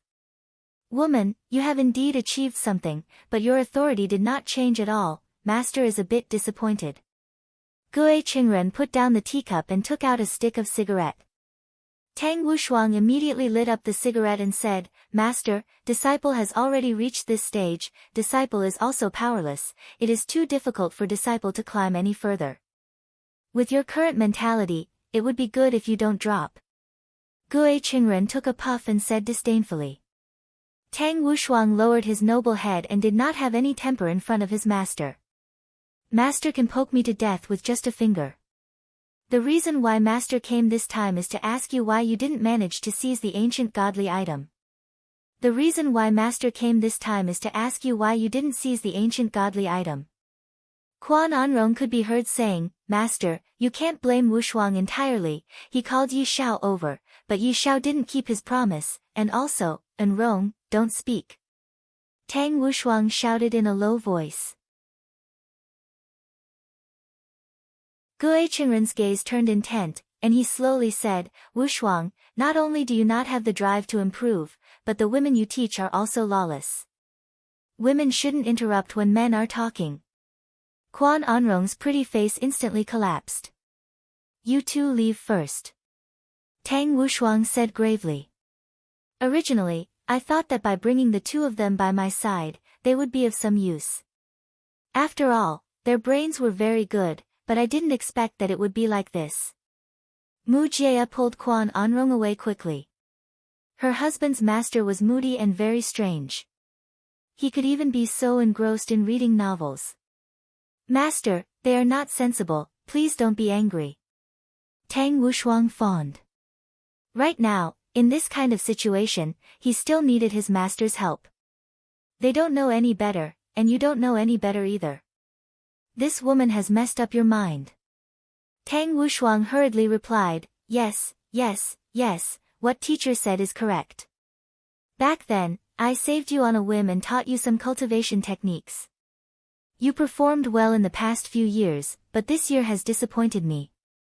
When you go out, don't say that you are my disciple." Tang Wushuang lowered his head and listened to his master's lecture. Gue Qingren let out a sigh of relief. "The 9-devil punishment tower is in by family's hands?" Hearing that master changed the topic, and it was an ancient godly item, Tang Wushuang felt that his hope was ignited again. As long as master is willing to make a move, then everything will go smoothly. That is indeed what the scout reported. After Wang Debao obtained the 9-devil punishment tower, he hurriedly rushed to Zijin City and went to Bai family. Gue Qingren paused for a moment. Right now, Bai family has an ancient godly item, Shao family also has one, but you don't. Could it be that you still want master to help you snatch it? Disciple doesn't dare. The rules of aristocratic families cannot be changed. If you want to squeeze in, you have to snatch it. Which family do you think is easy to snatch? Gue Qingren asked faintly. Is there a need to ask? It is definitely Shao family's Xianyuan sword. Shao family. Tang Wushuang said gravely. Since you know it is Shao family, why didn't you make a move? Gue Qingren asked back. Tang Wushuang still remembered their old relationship. After all, Shao Yi had helped him quite a bit back then. Now, it is really hard to stab him in the back. When one is in a great position, one will slay a god, not to mention an individual. Disciple has learned his lesson. The living room instantly quietened down, and Tang Wushuang didn't even dare to breathe loudly. I heard that everyone died last night, and all of them were sucked dry. Gue Qingren suddenly asked. And, the news just spread out, and the 3 major powers in the north also went missing. Gue Qingren said calmly, seems like it was done by the person in the coffin. Master, you know about it? If I didn't guess wrongly, all of you fell into a trap. Gue Qingren laughed lightly, picked up the Snickers bar on the table, opened the packaging, and slowly chewed on it. Tang Wushuang turned pale with fright, and he instantly understood something. Master, compared to this person, we are about the same. Tang Wushuang's heart sunk. Master actually has such a high evaluation of this person, unimaginable. That's right, what is going on with that black robe? Gue Qingren continued to ask. Tang Wushuang told him the cause of the matter, and Gue Qingren fell into contemplation after listening to it. After a long time, Gue Qingren said faintly, this black robe isn't a big deal, the important point is the person behind him. But right now, everyone in the circle is saying that the black robe is the boss. Gue Qingren's gaze turned cold, I should have really killed all of those women of yours. Did your brain get clamped by women until you became stupid? You can't even see through this kind of scheme. But, Wushuang, let master ask you a question. When have you seen master make a move before? Tang Wushuang swallowed his saliva, indeed, I have never seen master make a move before. Never. A truly powerful person would not even spare a glance for ants, in his eyes, ants are merely dust. Gue Qingren said in a deep voice, as if he had met his match. Master is powerful like this. Tang Wushuang immediately bootlicked. As expected, it is useful. Gue Qingren leaned on the sofa, and with a deep gaze, he said faintly, Master has a feeling that the dispute between the north and the south was planned by this bar.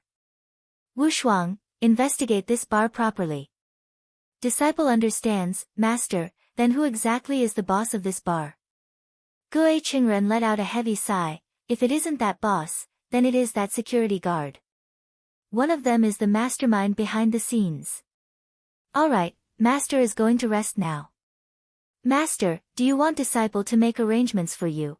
It is better for you to keep those useless women for yourself. Don't forget to help Master tie up that author, if he doesn't write, I will break his legs.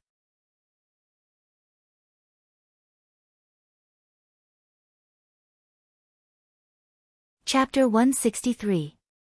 In another place in Zijin City, it had lost its former glory and seemed very gloomy. At night, the entire mansion would be pitch black like a haunted house. This was the once glorious Shao mansion. At this moment, Shao Yi was sitting cross-legged in a secret room and cultivating. However, could his heart calm down? From his furrowed brows, it could be seen that he could not calm down. His beloved wife had died, but he did not even dare to hold a funeral. Her body was still sealed in ice. His son only knew that his mother had gone on a business trip. It had only been a few days and he was already clamoring for his mother to come back. However, could she come back? She could not. Opening his eyes, Xiao Yi's eyes were bloodshot. The battle with the black-robed man had caused his blood to flow in reverse and left behind a root that could not be removed. His beloved wife's death had damaged his heart and veins. With these kinds of injuries, there was no way he could recover and he would not be able to hold on for long. However, he was dead. What about them? What about the children? His former enemies would turn their spears to them. Thinking about this, blood flowed out from the corner of Xiao Yi's mouth. He was beyond cure. Dragging his heavy body, Xiao Yi opened the door to the secret room. However, the moment he walked out, his slightly bent back straightened. He swallowed his bitterness to prevent the women from worrying. Enduring the chaotic spirit energy in his body, Xiao Yi came to the main hall. Who would have thought that all the women would be gathered together as if they were having a meeting? Big brother Xiao, you came out of seclusion. Yuqi quickly went up to support him. Her stomach was already slightly bulging. Looking at Yuqi's stomach, Xiao Yi squeezed out a smile. Are you alright? Big brother Xiao, don't worry about us. We are fine. Yuqi supported Xiao Yi as they sat on the main seat. Shu Nan's face was calm as she walked to her husband's side and wanted to take his pulse. Xiao Yi knew what Shu Nan wanted to do, so he dodged. Not only was his seclusion useless, but his injuries had worsened. He did not want them to know about this. Even if they wanted to know, this was not the time. Shu Nan frowned and was very worried. The more her husband acted like this, the more serious his injuries were. What are you guys talking about? Xiao Yi tried to maintain a relaxed state. He had been in seclusion these past few days and did not know about the outside world.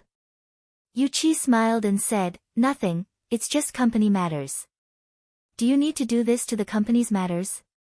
Just say it, no matter how big the matter is, it is already in the past. Xiao Yi laughed bitterly. If I can go back in time, I should learn from Wang Debao and return the money. He had thoroughly played out the phrase, losing one's wife and losing one's soldiers after losing one's wife. The girls looked at each other. Finally, Shu Nan told them what had happened these days. Wu Shuang is here to give money. Xiao Yi felt gratified. At least he hadn't made friends with this brother for nothing. Yuqi didn't understand it that way. Brother Xiao, when Wu Shuang came that day, you were already in seclusion, and he looked a little absent-minded. I don't think it was as simple as giving him money. Maybe he's worried about my injuries. Wu Shuang isn't as bad as the other families. Xiao Yi's voice wasn't strong and was very weak. The women did not continue to speak, lest they made their husbands angry. They had to take it slow, because the next matter would be even more serious. After a long time, Xiao Yi listened to everything and didn't have much of a reaction. Instead, he let out a sigh of relief. The heavens wanted my Xiao family to die. The women didn't say anything. They didn't want to continue to provoke their men. Yuqi said seriously, Brother Xiao, the Bai family might do something bad to us. We should plan ahead. Bai family? I'm afraid it's not just the Bai family. The Xian Yuan sword in my hand is a hot potato that everyone wants. Xiao Yi said coldly. If a tiger fell to the plains, it would be bullied by dogs. Brother Xiao, how about we hand over the sword and let them do whatever they want? Shu Nan's suggestion was probably what all the women were thinking. If the sword was gone, it was fine as long as the person was still alive. However, Xiao Yi didn't think so. If the sword was gone, it would only speed up the process of death. They didn't dare to do anything now because they didn't know how injured they were. Once they found out, they would probably attack. The only thing they could do now was to use the Xian Yuan sword to exchange for their lives. Don't worry, I have plans. Xiao Yi smiled. If the sword couldn't exchange for their safety, then he would exchange for his life. The women had blind trust in their husbands. They thought that Xiao Yi really had a good idea, so they were happy. Brother Xiao, let's eat first. Only when we are full will we have the strength to do things. Yu Qi said tenderly. Together with Shu Nan, she helped Xiao Yi to stand up. And Shu Nan took this opportunity to immediately check her husband's pulse. Her face that was originally still red immediately became pale like a piece of white paper. This kind of pulse is the sign of death. That's why the words I said just now were all lies. Brother Xiao is going to die. Xiao Yi took a look at Shu Nan. His meaning was very clear, he was telling her not to speak carelessly. The happy atmosphere on the dining table was no longer like it was in the past. Meanwhile, everyone in the bar started eating. Crayfish feast, Qingye was immediately stupefied. This is revenge for me for not serving him well during those few days. Not only is he a jealous king, he is also a miser. Wow, crayfish, Zizi loves it the most. Yi Zizi immediately wore her gloves. Yi Hua coughed lightly and hinted to Qingye. Qingye bit onto her lips and helplessly wore her gloves to peel the crayfish. After dipping the crayfish meat into the gravy, she placed it into her husband's bowl. Yi Hua was very satisfied. This crayfish meat is becoming more and more fragrant. Qing Yutong looked at the two of them. Just going out for a trip and they have already reconciled, this is really fast. Looking at big sister's expression, needless to say, brother-in-law definitely won. Brother-in-law, eat the crayfish. How could Qing Yutong let go of this time to flatter Yi Hua? If I want to have meat to eat, I have to flatter brother-in-law. Big brother, here, Zizi will peel the crayfish for you. Yi Zizi and Qing Yutong's mentality was not much different from each other. As for Yi Hua, he couldn't care so much about it. This is the treatment that a supreme overlord should enjoy, comfortable. Yi Zizi, go to school half a month later and study. Yi Hua said faintly while eating the crayfish meat and drinking the iced Sprite. You are letting an old monster go to school, aren't you afraid that she will eat all of the teachers in the school? As expected, upon hearing about going to school, Yi Zizi collapsed. Big brother, I don't want to go to school, I want to eat chicken. Yi Hua and Qing Ye's gaze immediately looked towards Qing Yutong, while Qing Yutong pretended not to hear anything and continued peeling the crayfish. Big sister, eat the crayfish. Brother-in-law, eat the crayfish. Qing Yutong. How can you lead a child astray? Qing Ye criticized harshly. It has only been a few hours, and you have already made an innocent and pure lowly degenerate to the point where she wants to eat chicken without even going to school. Qing Yutong raised up both of her hands and said with grievance, brother-in-law, big sister, you really can't blame me for this. After finished speaking, Qing Yutong even pulled onto Yi Zizi's skirt. Big brother, big sister-in-law, you really can't blame big sister Qing. Big sister only told me how to operate the game, and also how to control the gun and snatch the airdrop. It was Zizi who got addicted to it. Yi Zizi said pitifully. Pooh.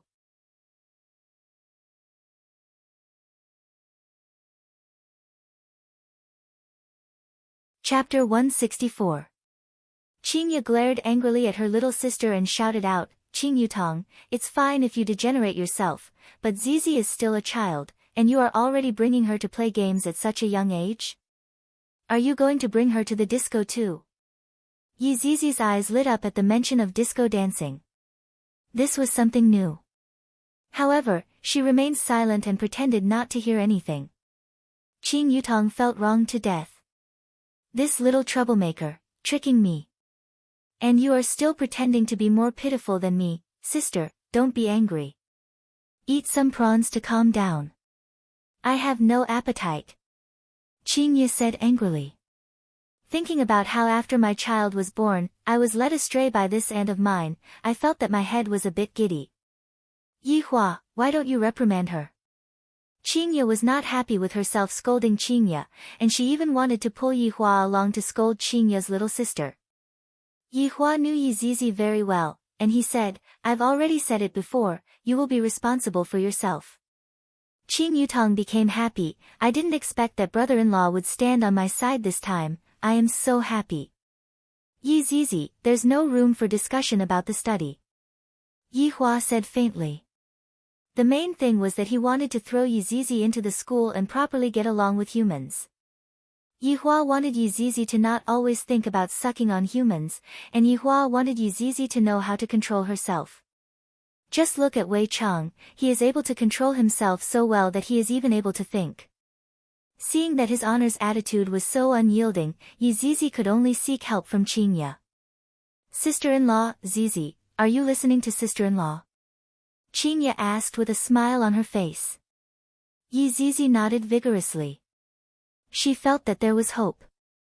Then listen to your eldest cousin. Yizizi was speechless.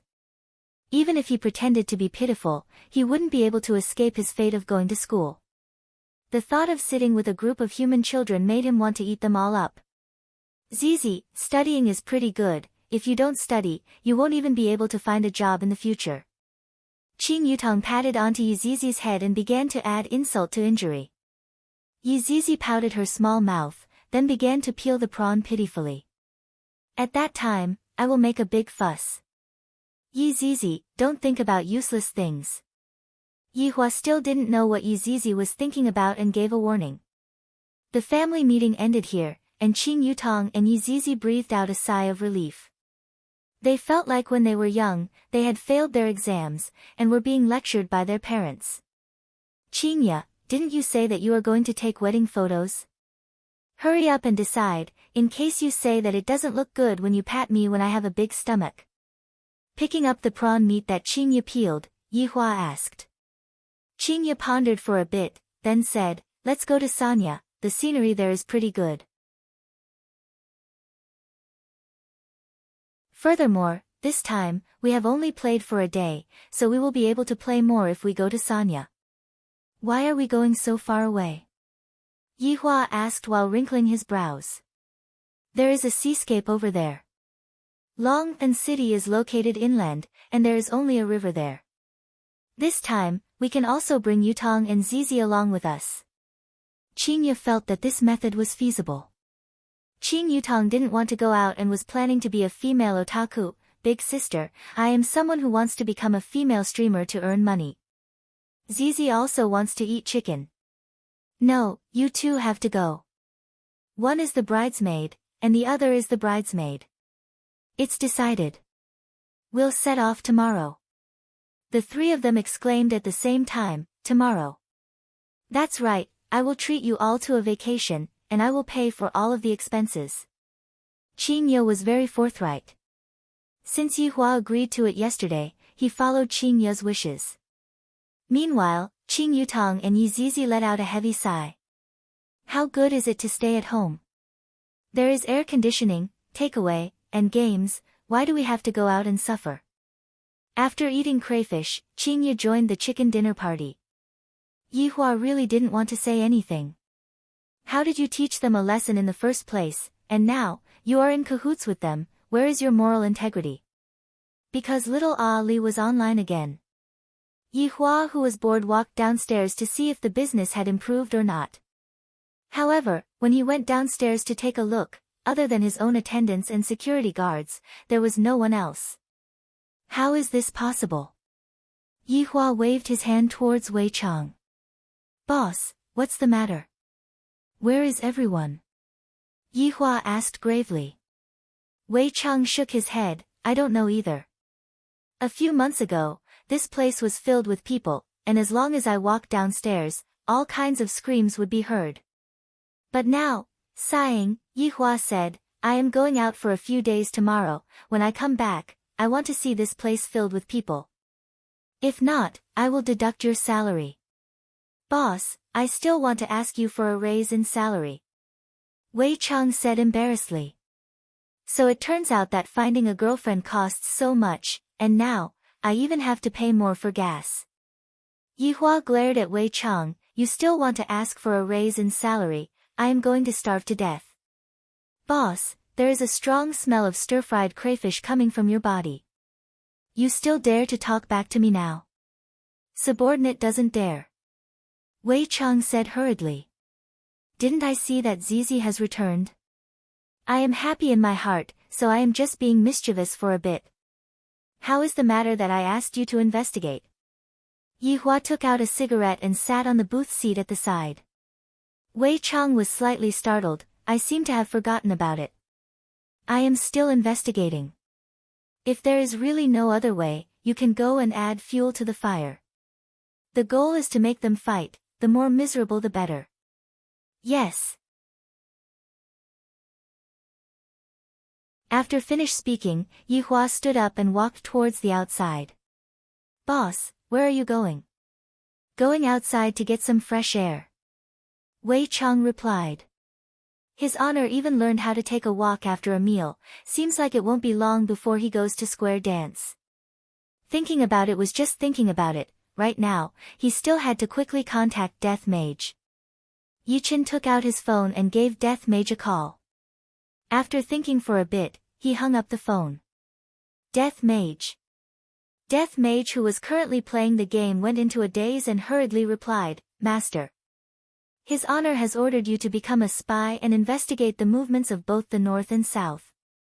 Wei Chang felt that this was exactly what His Honor meant. After all, only a spy would be able to gather a large amount of information, and this was how all spy dramas played out. Spy. Death Mage felt that he shouldn't be called Death Mage anymore, because the quest was no longer related to death. That's right, report to me every day. Your subordinate will obey your orders. After cutting off the connection, Death Mage let out a deep sigh. The missions that His Honor gave me are getting more and more difficult. How am I going to play games in the future? Bayubiubiu, the sound of a max-leveled cannon rang out beside him. Sun Fang was also fishing with her phone in her hand. That serious look on her face made it seem like she was taking revenge. That's right, she was taking revenge. Since she couldn't beat him, she would use what he was best at to defeat him. But, this fishing is too much of a scam. I don't even have money anymore, and even eating 3 meals a day is a problem for me. I might as well just return the house and get back the deposit.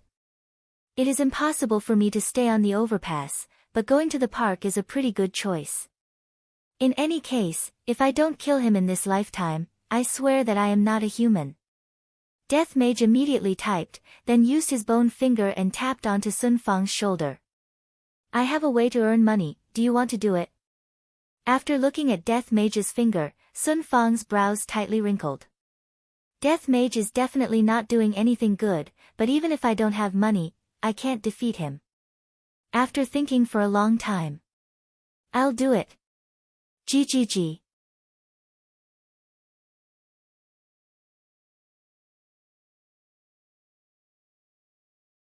Chapter 165. Death Mage already had a plan on how to complete His Honor's order. This is going to be a very different kind of spy job, and it is filled with blood and cruelty. I really like it. On the other side, Yihua took a stroll outside, and when he came back, there was an additional document bag in his hands. This document bag was sent over by Lai Gu, and inside the document bag was Yizizi's personal information. Right now, I don't even need to go and look for little Jiu. Lai Gu already has resources in his hands. Not bad, not bad, you are starting to have brains. Returning to the second floor, Yizizi could be heard shouting into the microphone, while Qingye and Qing Yutong were both silent.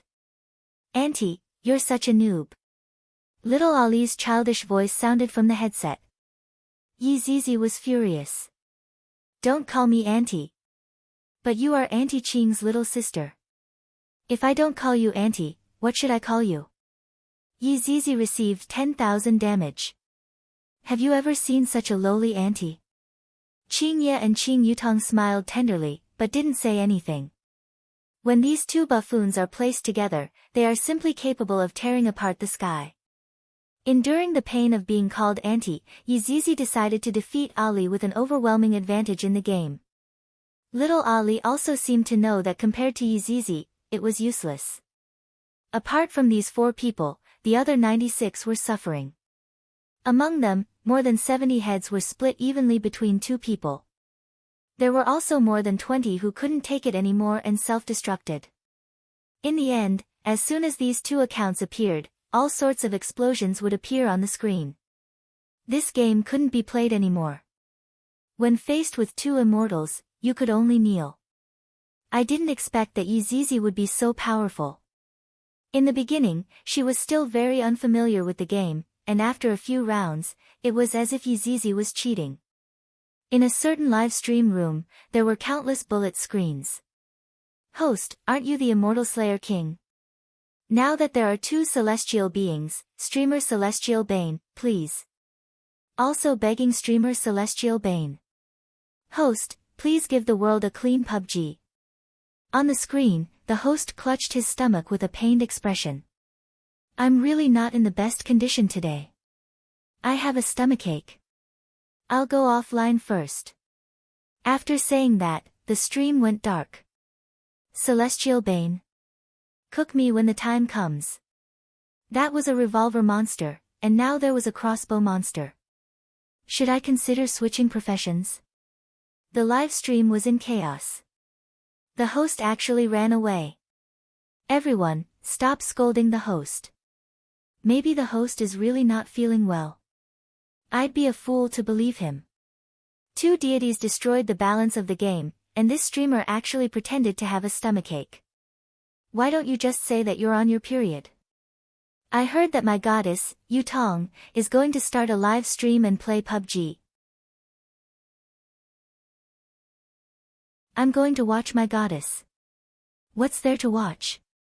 Even Jade Dynasty can't do it without some skill. Let's go, let's go. I might as well watch the old woman play games.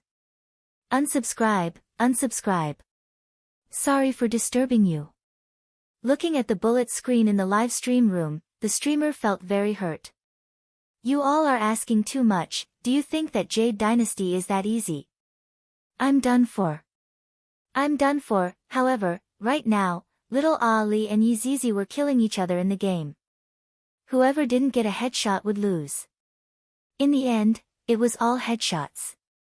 How the F***ck was he going to let people play? So what if he had a cheat? This was too much of a bully. The game company immediately checked and found that these two accounts were perfectly normal. Could it be that the latest cheat had appeared and all the technicians were called to work overtime? In the first place, there was no cheat, so how was it possible for them to check? In the end, those technicians didn't return home for an entire month, and they didn't even know that they were cuckolded. Yihua stood behind Yizizi and watched as she cheated with her instincts.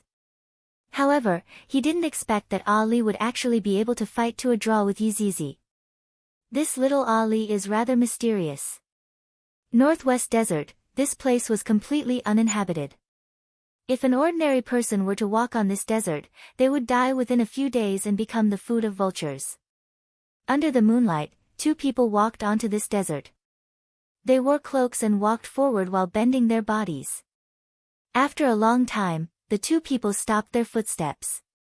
One of them formed a seal with both hands, and a faint water ripple appeared in front of his body. Soon after, the two people stepped into the water ripple, and the desert returned to peace once again. The two people that stepped into the desert took off their cloaks and took a deep breath. One of them smiled and said, "The air in our voidless realm is still the best, the air in the secular world is poisonous." Of course, this voidless realm is under the protection of the ancient Eastern Emperor. To be able to become a member of voidless realm is also a supreme honor. That's right, if we are able to see the Empress once, we would have no regrets in this life.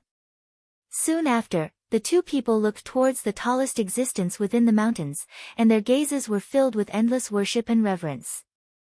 Soon after, the two people slowly kneeled down and bowed towards that person to show their respect. Looking at the entire voidless realm, it seemed as if the entire voidless realm was sitting above the layer of clouds, and the mountains were even floating above the layer of clouds.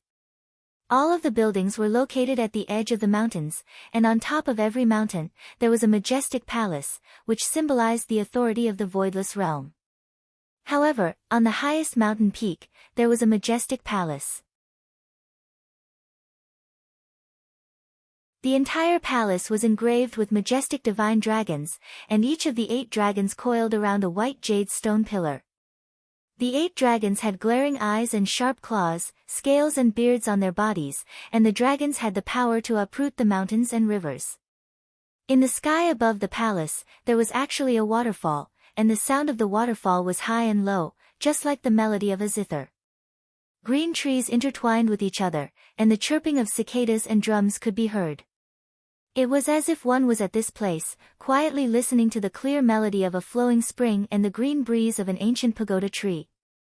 The waterfall flowed along the channel that was dug out and flowed down the mountain, and just happened to fall onto the mountain below. The waterfall flowed into the layer of clouds, disappearing without a trace. At this moment, there were people gathering in the palaces of the various mountains. 8 elders landed in front of this majestic palace, then bowed their bodies and waited. In front of the palace stood 4 golden-robed and silver-armored imperial guards, and their entire bodies were emitting out faint killing intent. After a long time, one of the guards shouted out, "Enter." The 8 elders slightly straightened their bodies and walked into the palace. On the throne at the center of the palace, a woman with extraordinary aura could be seen sitting on it. On her head was a dragon phoenix golden crown, and her appearance was picturesque. Although her pair of eyes were beautiful, there was a layer of frost on them. The dragon-patterned purple robe that was worn on her body made the cold aura that she was emitting rise to a peak. This was a woman that even men would not be able to raise their heads. Her name was Donghuang Baiji. Subordinates kowtow to your majesty. The 8 elders bowed and greeted. Donghuang Baiji, who was sitting on the throne, had a calm expression on her face, and not a single ripple could be seen on her face. Donghuang Baiji slowly raised her hand. The 8 elders stood up and stood on both sides of the palace. "Yuanda, what is the matter that requires us to discuss in the middle of the night?" Donghuang Baiji asked faintly. A relatively short and small elder stood out, then cupped his hands and said, "Your Majesty, a demon has appeared in the secular world. That 9 demons punishing tower cannot be considered to be a demon." Donghuang Baiji said faintly, seemingly not placing the matter in her eyes at all.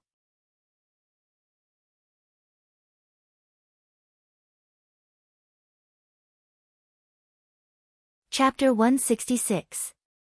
Seeing that the Empress didn't say anything, Yuanda continued to speak. The disciples who just returned from the secular world reported that over 10,000 people had died in the fight for the ancient godly item this time, and there were still 1,000 people who went missing. Those several 10,000 people had all been sucked into dried corpses, and this must have been done by the coffin person. Donghuang Baiji took a faint glance at Yuanda, then said slowly, "So what?" Yuanda was shocked and quickly lowered his head. "Not to mention that aristocratic families will be able to deal with this matter happened in the south, and it is not under our jurisdiction. If you have anything to say, just say it directly, don't beat around the bush." Donghuang Baiji said coldly. "She is already so old and cunning, could it be that she still doesn't know how to deal with this matter? It was necessary to make such a big fuss." The 8 subordinates lowered their heads and looked at each other, as if they had already discussed this beforehand. All of them knelt on the ground and said in unison, "We hope that your Majesty will think for the sake of the Donghuang bloodline and give birth to a boy as soon as possible to inherit the Donghuang's inheritance." Donghuang Baiji did not get angry. Instead, she laughed. "I presume that the 2 of you have already found a husband for this empress." Donghuang Baiji laughed lightly. However, her eyes were emitting out fierce hostility. Among the 8 people, a slightly plump old man walked out. His name was Xing Han, and the beard on his chin was about to fall to the ground. He could even be used as a broom. "Your Majesty, the inheritance of the bloodline is the law of the heavens, not to mention the bloodline of the Eastern Emperor. The bloodline of Nuwa is nowhere to be found, and the ancient bloodline is even rarer. Although the other 2 families are not worthy of the surname Eastern Emperor, as long as your Majesty gives birth to a male child and inherits the inheritance of the Eastern Emperor clan will once again achieve glory." As he spoke, Xing Han knelt down again. When the others saw Xing Han kneeling down, they also knelt down. Donghuang Baiji, who was sitting on the throne, did not say anything. Xing Han continued, "The aristocratic families in the north are controlled by us, Donghuang, while the aristocratic families in the south are controlled by the Ji family. Although the Ying family lives in the south, they don't care about worldly affairs. I feel that the Ying family is the best choice. After a short pause, Xing Han continued, the second son of the Ying family, Ying Kangshi, is talented and virtuous. He's also quite handsome. He's the best candidate for the Empress's husband. Are you done? Dong Huang Baiji asked faintly. Empress. All of you can leave. Dong Huang Baiji waved her hand and stood up. Yuanda immediately rushed out. This subordinate has something to report. It's about Long and City's Qing bar. Dong Huang Baiji's body trembled, and in an instant, all sorts of emotions appeared on her face. The 8 subordinates of Dong Huang Baiji had their heads lowered in hesitation, and they did not notice the complicated changes that were happening to Dong Huang Baiji. A small leisure bar is of no importance to me. Dong Huang Baiji placed her hands behind her back and prepared to leave. Yuanda hurriedly shouted out, Your Majesty, the conflict between the North and the South this time was caused by this leisure bar's owner. His name is Yi Hua. So he is called Yi Hua. This cruel man was called Yi Hua. Because his back was turned, the 8 subordinates couldn't see his angry and ferocious face. However, everyone else was looking at Yuanda. Why did he bring such a small matter up? Yuanda ignored him and continued, This man has a wife. Her name is Qinya, and she is pregnant. Every single word that Yuanda said was like a sharp blade, stabbing into the weakest part of Dong Huang Baiji's heart. He had a wife. With child. Then what does that make me? Dong Huang Baiji's memories instantly returned to 3 years ago. The situation on that day was more or less the same as today, just that, back then, her father was sitting on the throne, and on the second day, she ran away from the throne, and on the second day, she met with the owner of the leisure bar. She, who was in an extremely bad mood, was convinced by the owner of the leisure bar and ended up having sex with the owner of the bar. But when he heard that it was his first time, he felt a little better. He even said that he wouldn't touch the same woman twice and told him not to look for him. At that time, he laughed. Did he really think he was a god? He was the most narcissistic person he had ever met. After playing around in the secular world for half a month, Yi Hua returned to Voidless Realm. Yi Hua didn't expect that her father would fall sick, and at that time, she was rather worried. However, the sage doctor who was taking a look at her father's illness was actually able to tell that she was pregnant. How is this possible? However, after the diagnosis, she was dumbfounded. She was really pregnant. She didn't even need to think to know whose child it was. At that time, her father flew into a rage, and his illness worsened. Everyone advised her to abort the child. This was a disgrace to the Donghuang bloodline. However, he could not bear to do so. This was a life. After resisting for a month, she couldn't take it anymore, and running away was the only choice she had. But where could she run to? At that time, there was only one place that appeared in her mind, and that was Leisure Bar. When she was at that time, she was still thinking about some beautiful things. Although it was an accident, she was able to get to know the other half of her life. However, she never expected that she would wait day after day. Every night, she would see Leisure Bar closing its doors. She would even raise her head to look at the room on the second floor where the lights were still on. Why is it that when you are just a few meters away from me, you aren't willing to come down and take a look at me? Disappointment after disappointment caused her heart to become disheartened. After half a month, when she returned, her father had already left. That day was the darkest day of her life. It was as if she felt that the entire world was abandoning her, and she even thought of committing suicide to end her life. However, when she thought about her child, she endured it. Her child looked a lot like him. Every time she saw her daughter, she would think of that heartless man. What was laughable was that, right now, he had married a woman and was even pregnant. To only touch the same woman once, how laughable was that? To think that I actually believed it. Why were you so heartless when I was pregnant, but you were able to marry this woman? Yuanda. Dong Huang Baiji called out faintly, Just that, her tone was so oppressive that it made people tremble in fear. Subordinate is here. Regarding the matter of going to Ng family to propose marriage, I'll leave it to you. I'll marry her. After finished speaking, Dong Huang Baiji left with her hands behind her back. The 7 people in the palace still hadn't reacted to what just happened, and only Yuanda let out a sigh of relief. It's finally settled. Hey, what's going on? Why did Her Majesty suddenly agree to it? Xing Han walked over and asked curiously. Yuanda laughed lightly. Her Majesty has been thinking about a person. As long as that person is removed from her mind, there wouldn't be anything for her to think about anymore. The 7 people went into a daze and began to admire Yuanda. They didn't expect that Yuanda would be able to find out about what happened back then. Everyone, keep this matter a secret. It concerns the reputation of the Donghuang family.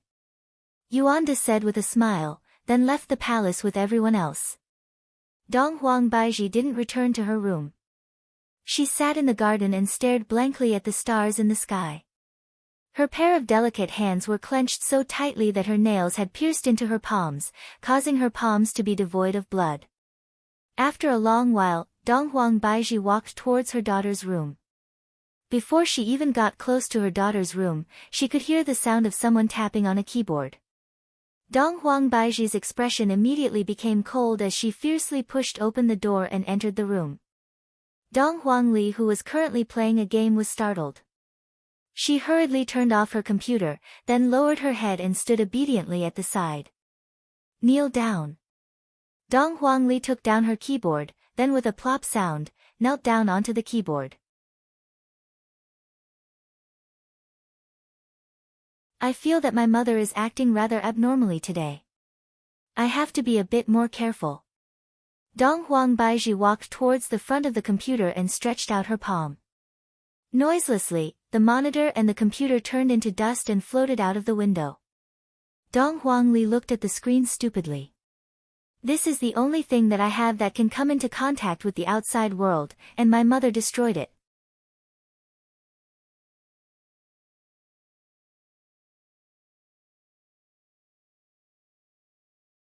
Chapter 167. Sitting on her daughter's bed, Donghuang Baiji caressed the bedsheet. Looking at her daughter who was crying softly, Donghuang Baiji's eyes couldn't help but turn red. Your heartless father is a liar. Donghuang Li wiped away her tears, and when she saw that her mother's eyes were red, she couldn't help but stand up and throw herself into her mother's embrace. Mother, don't cry. Ali won't play games anymore in the future. I promise that I will study diligently every day and learn martial techniques. Donghuang Li hugged onto her mother's waist and made a vow with her childish voice. Donghuang Baiji lightly hugged onto her daughter. Donghuang Baiji is the closest person to me, however, the person she hated the most was Yi Hua. The funny thing was that he was still waiting, but this was the result. Yi Hua. Since you are heartless, then don't blame me for being heartless. Second floor of leisure bar. Ali got disconnected. Qing Yutong cried out in surprise. Yi Zizi was overjoyed and said happily, little brat finally disconnected. Wait for me to execute her and lick her. Zizi, wait a moment. Perhaps, Ali will come online soon. Qing Yi hurriedly said.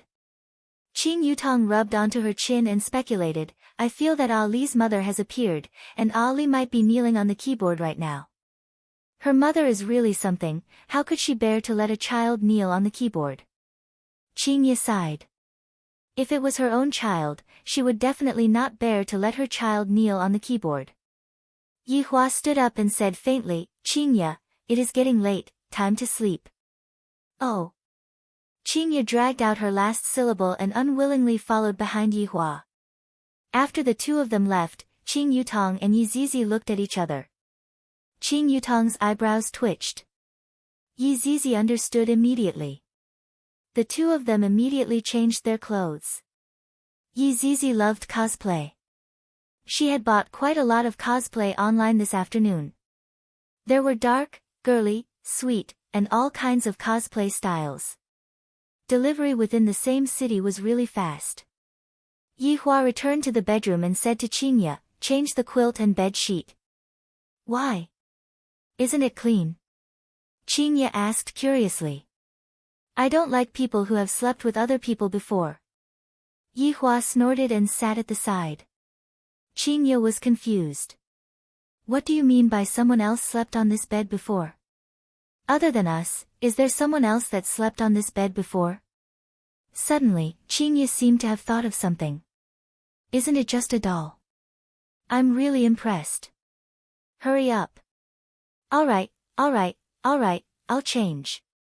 Qingye said petulantly. After changing into a new blanket and bed sheet, Qingye let out a sigh of relief. Great sir, are you satisfied now? Yihua took a look. Other than me, if you put anything else on the bed in the future, see if I don't beat you up.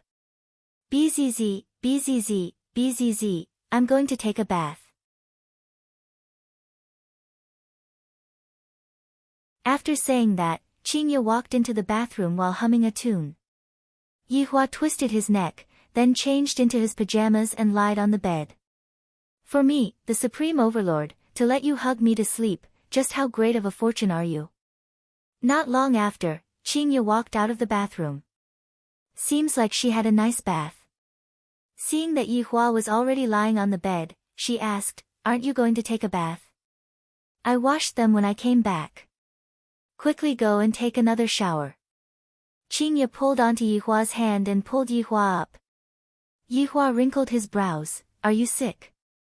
Qingye sniffed. Aya, such a big smell of smoke, let's quickly go. Yihua sighed. This woman is truly annoying. 5 minutes later, Yihua walked out of the bathroom, and Qingye, who was on the bed who was currently booking a plane ticket, went into a daze. So fast? Yihua did not say anything. After lying on the bed, he hugged onto Qingye. Qingye's face turned red. Recently, this fellow is becoming more and more shameless.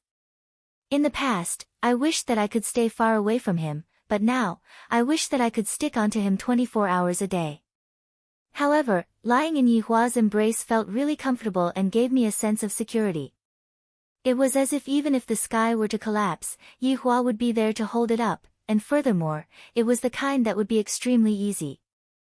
This blanket is too short. Yihua said gravely. Qingye, who was in his embrace, was startled. This fellow actually knows how to speak sweet words. Did the sun rise from the west today? Annoying, Qingye bashfully punched onto Yihua. We are already an old couple, yet you are still so flirtatious, big baddie.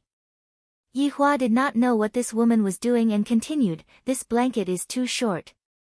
I know, I will still be together with you in my next life. Yihua was stupefied by this woman's IQ. What I am saying is that this blanket is too short. Blanket. Blanket. In order to emphasize, Yihua's exposed legs even trembled a little.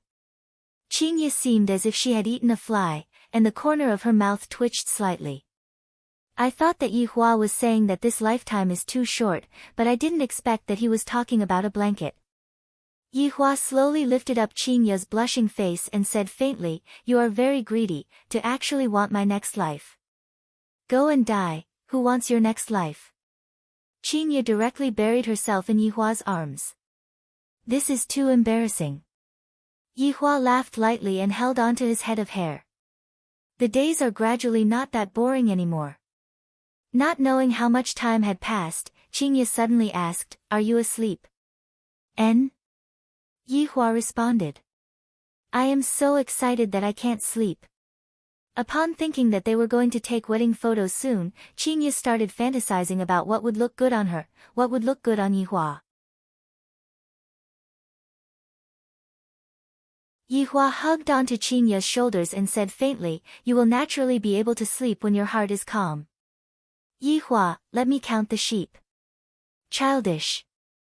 Come on, I want to sleep, Qingye continued, let me start. 1 sheep. Qingye said with her eyes closed. 2 sheep. Yihua said helplessly. 3 sheep. 4 sheep. Beautiful sheep. Lazy. Lamb. Qingye mumbled. Roasted lamb. Yihua wrinkled his brows. Lamb hot pot. Spicy lamb hot pot. Speaking until here, the two immediately opened their eyes. Qingya pouted her mouth and rubbed onto her stomach. Hubby, I am hungry, I am a little hungry too. Yihua was originally not hungry, but as he spoke, he started to feel hungry. What is more important than eating? The two put on their pajamas and directly went out. However, right when they opened the door, they saw the two thieves. What are you two doing? Yihua shouted out. Qing Yutong and Yi Zizi could be seen bending their bodies and walking with small steps. This is not the main point is their dressing. Chuyin. Qingya asked curiously, what are the two of you dressing up like this for in the middle of the night? To scare people. Qing Yutong immediately reacted and said, Zizi said that she didn't eat her fill at night, so I brought her out to eat supper. Just nice, we are going out too, let's go together. Qingya shook her head helplessly. Qing Yutong and Yi Zizi immediately collapsed. They originally wanted to go out to dance disco, but in the end, before they even reached the staircase, they bumped into Yihua who was going out. How can we be so unlucky? It was still that King Song Mansion's hot pot restaurant, the main point was that it was only a few steps away.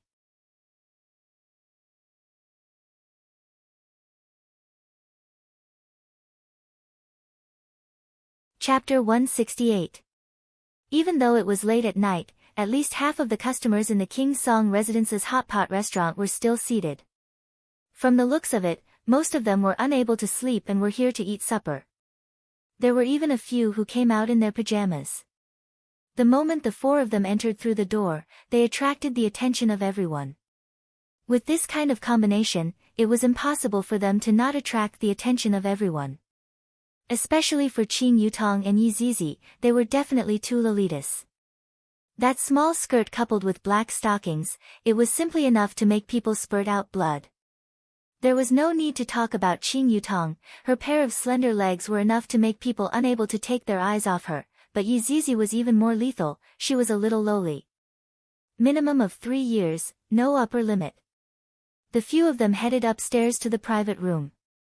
Last time, they sat in the hall because there were no private rooms available. Those two people are here as well. Qing Yutong could be heard crying out in surprise. Yihua and Qingya looked over, and saw a man and a woman talking and laughing while eating. Isn't this boy the one who was abandoned that day?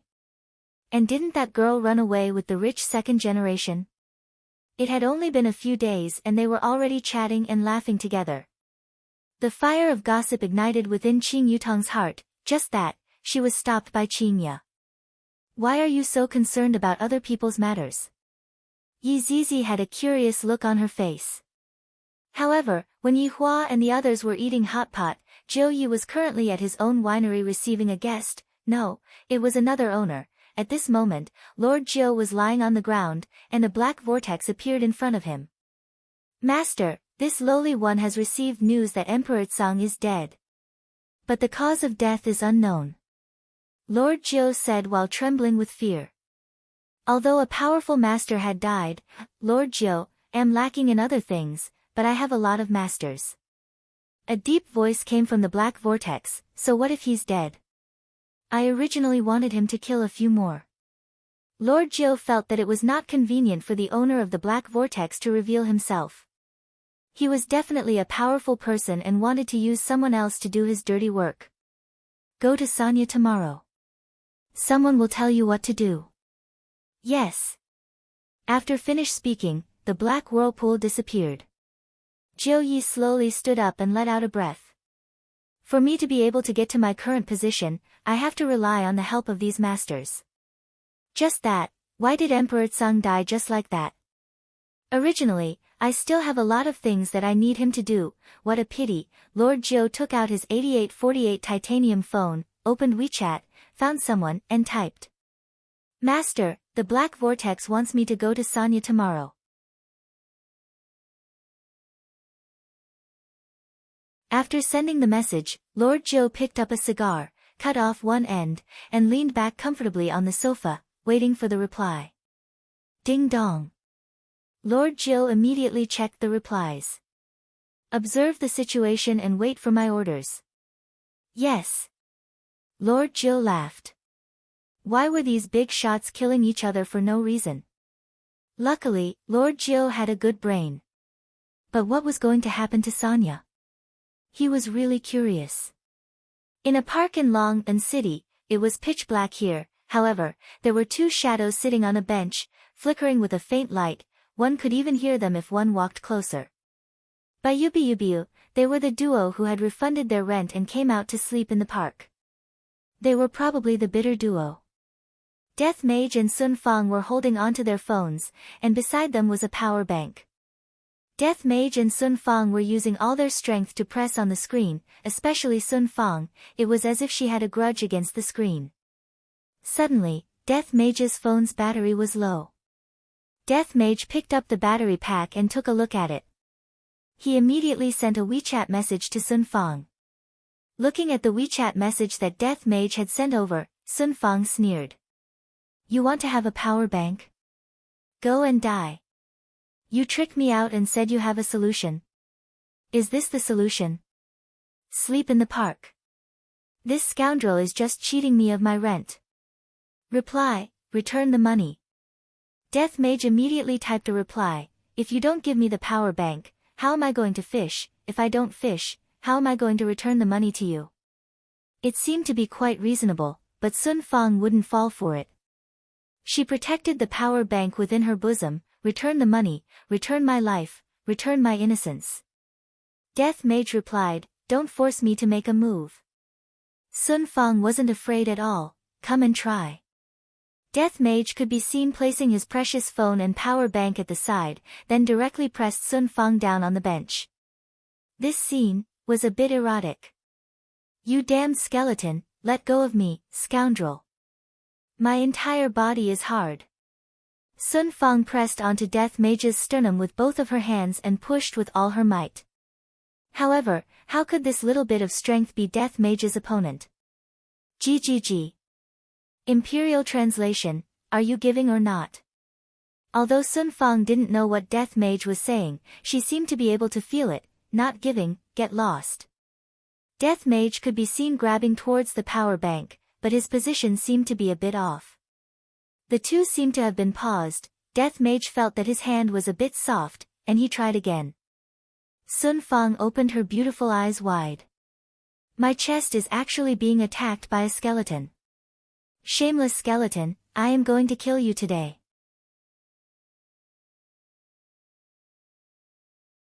Sun Fang could be seen taking the initiative and pressing Death Mage down, and Death Mage reacted quickly and pressed his bone hand onto her chest. Sun Fang looked at the bone hand on her chest blankly, and her expression was terrifyingly gloomy. TSK.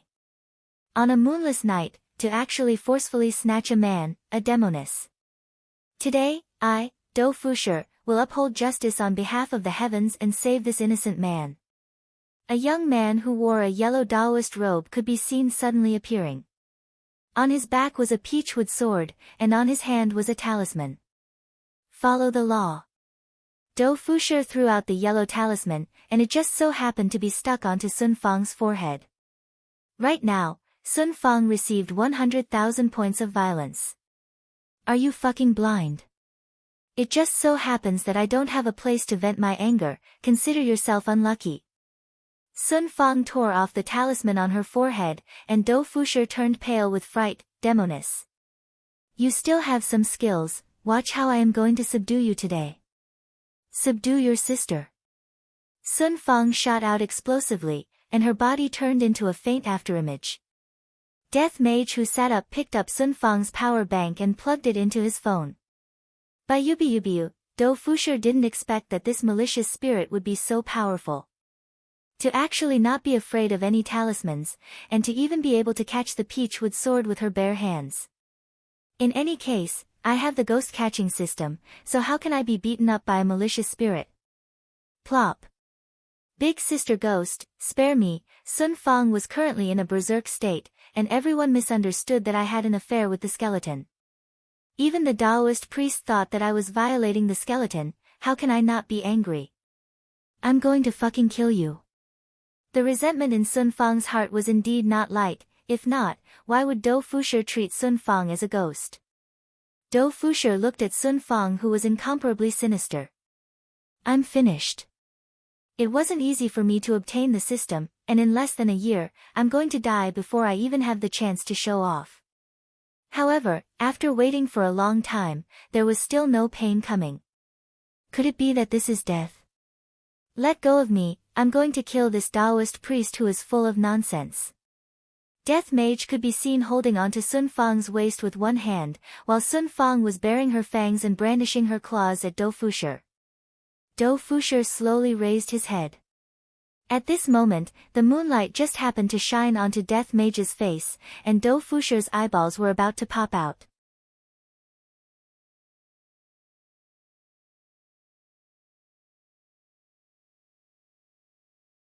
Chapter 169. Sun Fang, who had almost calmed down, was immediately lit up again. You damn Taoist, I'm going to hack you into pieces.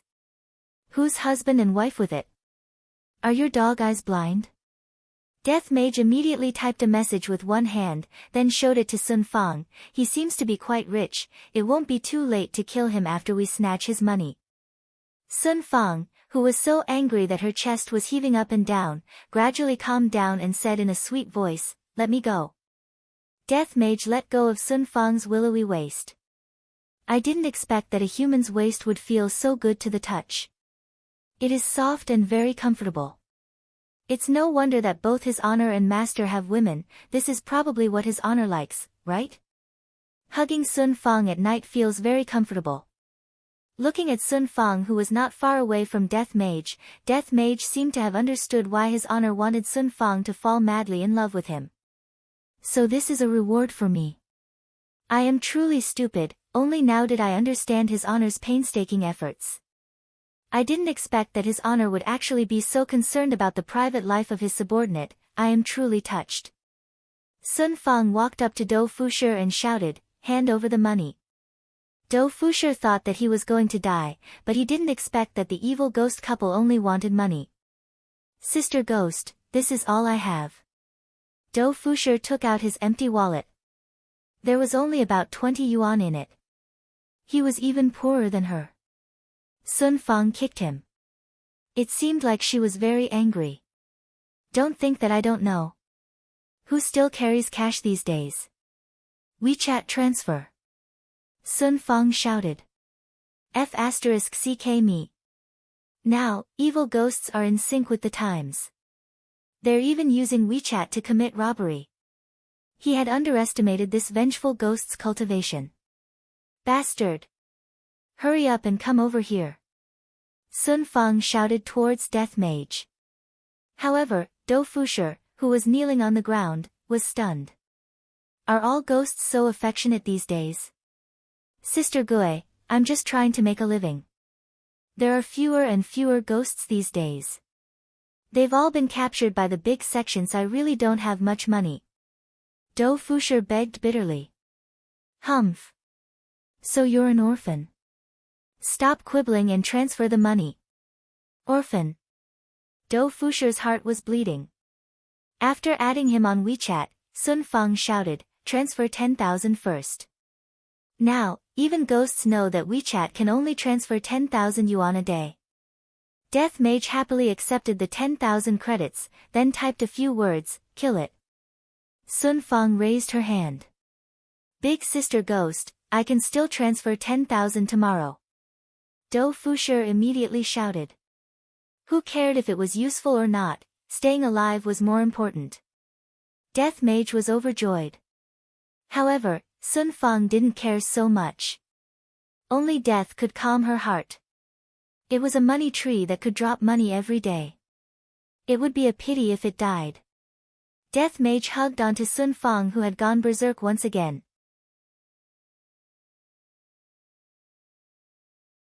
However, Sun Fang's delicate hands had already fallen onto Death Mage's body.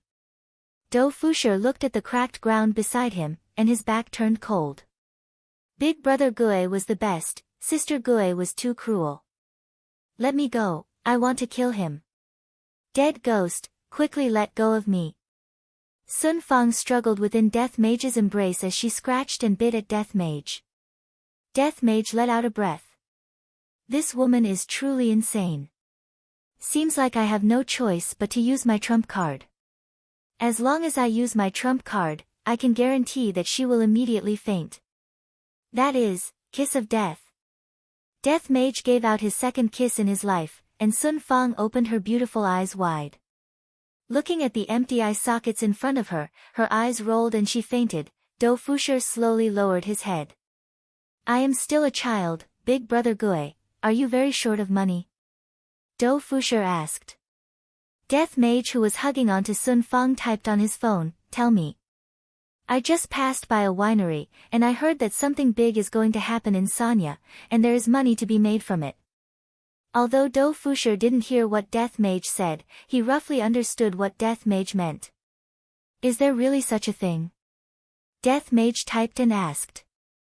In order to save my life, even if there isn't, I have to say that there is. Big Brother Gui, how would I dare to lie to you? Death Mage thought for a bit. Since something big is going to happen, I will definitely be able to gather information. Furthermore, I will also be able to make money, so why not? If you dare to lie to me, you are dead for sure. Death Mage typed. With a wave of his hand, the three of them instantly disappeared from the park and appeared in Sanya. Death Mage truly comes and goes without a trace. Yi Hua is still waiting for the flight tomorrow. Right now, Yi Hua and the others had just finished eating supper and were returning home together. Hubby, I'm so full. Qingye held onto Yi Hua's arm and said sweetly. After the misunderstanding was solved, Qingye became like a little girl and liked to act cute in front of Yi Hua. Yi Hua patted onto Qingye's head, who asked you to eat so much. So full, Zizi is also full. The two, Chuyin, that were following behind Qingye held onto their waists and looked as if they were going to die from bloating. These are the three foodies. Of course, the one who looks good is called a foodie, the one who looks ugly is called a rice bucket. Returning back to the bedroom, Qingye, who had eaten and drank to her heart's content, instantly fell asleep. She was the kind that wouldn't wake up even if you shouted at her. Early morning. The weather today was not bad, the sun was not very big, suitable for going out for a trip. Yi Hua opened his eyes and looked at his chest. Seems like Qingye's drooling problem is finally gone. Wake up. Raising his hand, Yi Hua lightly patted Qingye, wake up. No, it is still early now, our flight is at noon. I will buy breakfast for you. Yi Hua was a man who kept his promise. Since he had promised, he would definitely fulfill it. Qingye hugged onto Yi Hua tightly, you are not allowed, I will buy breakfast for you later. Yi Hua had no choice but to carry Qingye and throw her into the washroom to let her sober up a bit. However, the sound of Qingye fighting Yi Hua to the death could be heard from the washroom. The result was, of course, Qingye was defeated. Big sister Qing, why are big cousin and the rest so noisy? Yi Zizi lied on the bed and asked in a daze. Qing Yutong had even more of a bad sleeping posture, the blanket was kicked off the bed as she muttered, it will be fine once you get used to it. Oh, while smoking, Yi Hua walked out of leisure bar and arrived at the entrance of the alley. 2 pancakes, one of them with eggs and sausages. Yi Hua stood in front of the aunt and shouted. Upon hearing that, the aunt smiled and said, have you reconciled? Yi Hua did not speak. Stop pretending, what is there to be shy about, coaxing your wife is a natural thing to do. Which eye of yours saw that I am pretending, do you believe that I will not eat here anymore in the future? The aunt who was making pancakes laughed and said, you should smile more, what is the point of putting on a straight face every day, especially when facing your wife? Preposterous logic. Yi Hua said indifferently. The aunt was not convinced, and a debate began. Qingye waited for a long time and did not see Yi Hua return, and was a little worried. Thus, she ran to the entrance of the alley and actually saw Yi Hua and the aunt arguing about something. Yi Hua, you too? Qingye walked over and asked curiously. Yihua stretched out his hand and hugged onto the ant's shoulder, then said, "My wife, I will make the decision." The ant was speechless. Just a few days ago, you two still looked like you were about to die. If not for Ant helping you, you two would not be able to reconcile so quickly. Next time, don't expect Ant to help you.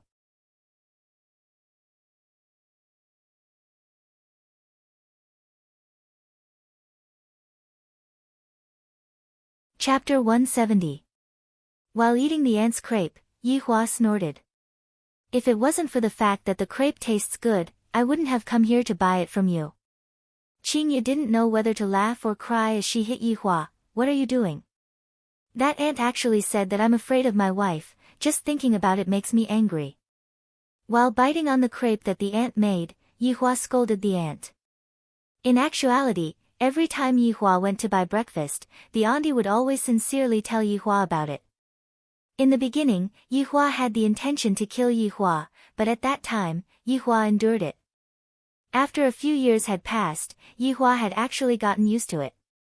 If I don't listen to the auntie's nagging, I would feel like I am lacking something. Humph, isn't it good to be afraid of me? Qingye laughed. Yihua chuckled and walked into leisure bar.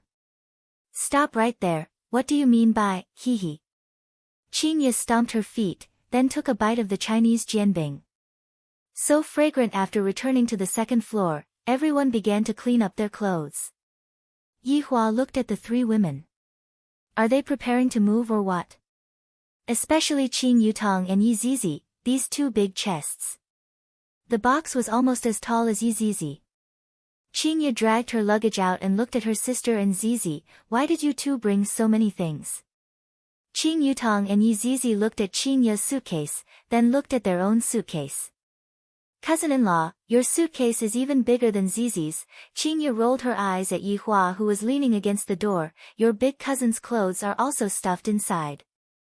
Big brother is even lazier than Zizi. Yihua glared at Yizizi, then said faintly, let's go. Qing Yutong cried out in surprise, me and Zizi still haven't changed yet, wait a moment for us. After finished speaking, Qing Yutong closed the door. When Qing Yutong and Yizizi appeared once again, the corner of Yihua and Qingye's mouth couldn't help but twitch. It is one thing for Yizizi to wear a princess dress and hold a small umbrella, but you, Qing Yutong, are already so big, and you are still wearing such a dress. The main point is still my face. Qingye's head was hurting. Sister, I have another set here. Do you want to change? Qing Yutong said elatedly. If it was only one person wearing it, it would be crazy, but if it was two people wearing it, two crazy people wearing it, at least there would be one companion. It would be best if big sister was dragged into the water, then there would be three crazy people. Yizizi turned around and giggled, eldest Biaoga, eldest cousin-in-law, is Zizi beautiful? It must be said that Yizizi was indeed extremely cute, and there was no problem with Qing Yutong dressing up like this, but walking on the street like this, is it really suitable? Sai, let's go. Qingye said dispiritedly. She felt as if she was bringing along three children who were going out on a trip.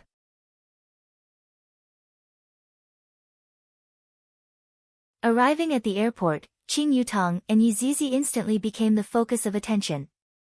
Basically, everyone was looking at the two of them, and taking all kinds of photos.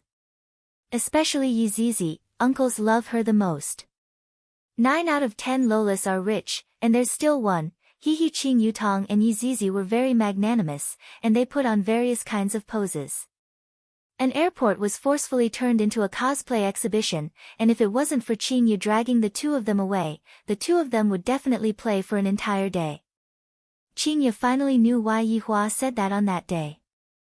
My heart is so tired, I have to be their nanny. When they arrived at the VIP waiting room, they finally stopped talking, but they were still discussing all kinds of clothes.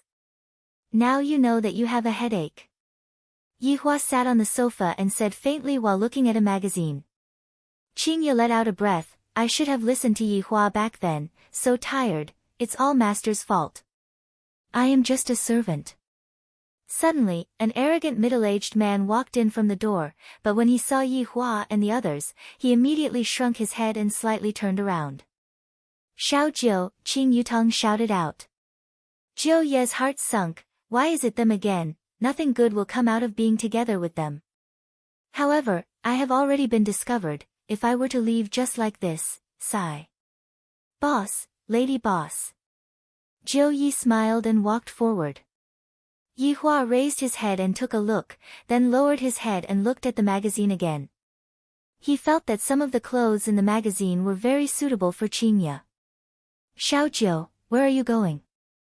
Qingye smiled slightly, completely different from the cold-faced CEO in the past. The power of love is just too great. Jiu Yi felt very bitter in his heart. "Please don't go to the same place, lady boss, I am preparing to go to Sanya." "You are going to Sanya too, we are going too." Jiu Yi, other than laughing dryly, Jiu Yi didn't know how to express his current mood. Jiu Yi didn't dare to sit down, he poured a cup of water and stood at the side, waiting. Suddenly, his phone rang, and when he took out his phone to take a look, it was actually his wife who called. "What's the matter?" Jiu Yi asked lightly. A questioning voice could be heard coming out from the phone. "Where did you go?" "Didn't I tell you last night, I am going to Sanya to settle some matters." Jiu Yi slightly wrinkled his brows. This wife of mine is always letting her imagination run wild every day. "Sanya. To attend the Ocean and Sky banquet." Pfft. F***K, you can even think of this, why don't you go write a book? Are you sick? Jiu Yi shouted lightly, the cup of water in his hand trembled, and the tea spilled onto his suit. A flight attendant could be seen slowly walking over and said delicately, "Sir, your water is flowing out, do you need me to clean it up?" Jiu Yi went into a daze, and the woman on the phone was also stunned.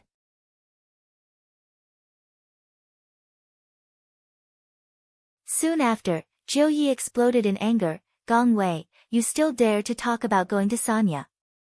To actually look for a lady, if you have the ability, don't come back." Hearing the busy tone from the phone, Jiu Yi went into a daze.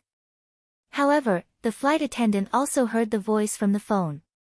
"Sir, I'm sorry for causing trouble for you." Jiu Yi sighed, then kept the 8848 titanium phone. "It's fine. Sorry for disturbing you, I knew that nothing good would come out of meeting this couple, it hasn't even been a minute and my wife is going to divorce." After waiting for half an hour, Yi Hua and the others boarded the plane. The plane that they bought was, of course, a business class seat. After Qing Yutong and Yi Zizi boarded the plane, they immediately went to sleep. However, Yi Zizi was lying on Qing Yutong's body as she slept. They definitely looked like mother and daughter. Meanwhile, Qingye was lying on Yi Hua's body, quietly enjoying the moment of tranquility. Jiu Yi was just sitting at the side, but he still couldn't let go of himself. This is truly depressing. Suddenly, a flight attendant walked over. Jiu Yi raised his head and took a look, and it was actually that flight attendant from just now. "Sir, it's not good for your water stain to stick to your clothes, let me help you clean it up." The flight attendant slightly bowed her body. Jiu Yi was an experienced person, and he immediately understood what this flight attendant meant. "Interesting, since you want to help me clean it up so much, I will help you clean it up then." "Where are we going?" "Sir, follow me, there is a place to change clothes here." The so-called place to change clothes was the washroom, and when Jiu Yi walked out of the washroom had indeed been cleaned up. After flying for 1.5 hours, they finally arrived at Sanya International Airport. Qing Yutong and Yi Zizi were holding onto a small umbrella, and they had a sleepy look on their face, making them look very lovable. "Boss, lady boss, where are you two staying? I will send you two there." Jiu Yi said courteously, feeling that he could finally get rid of them.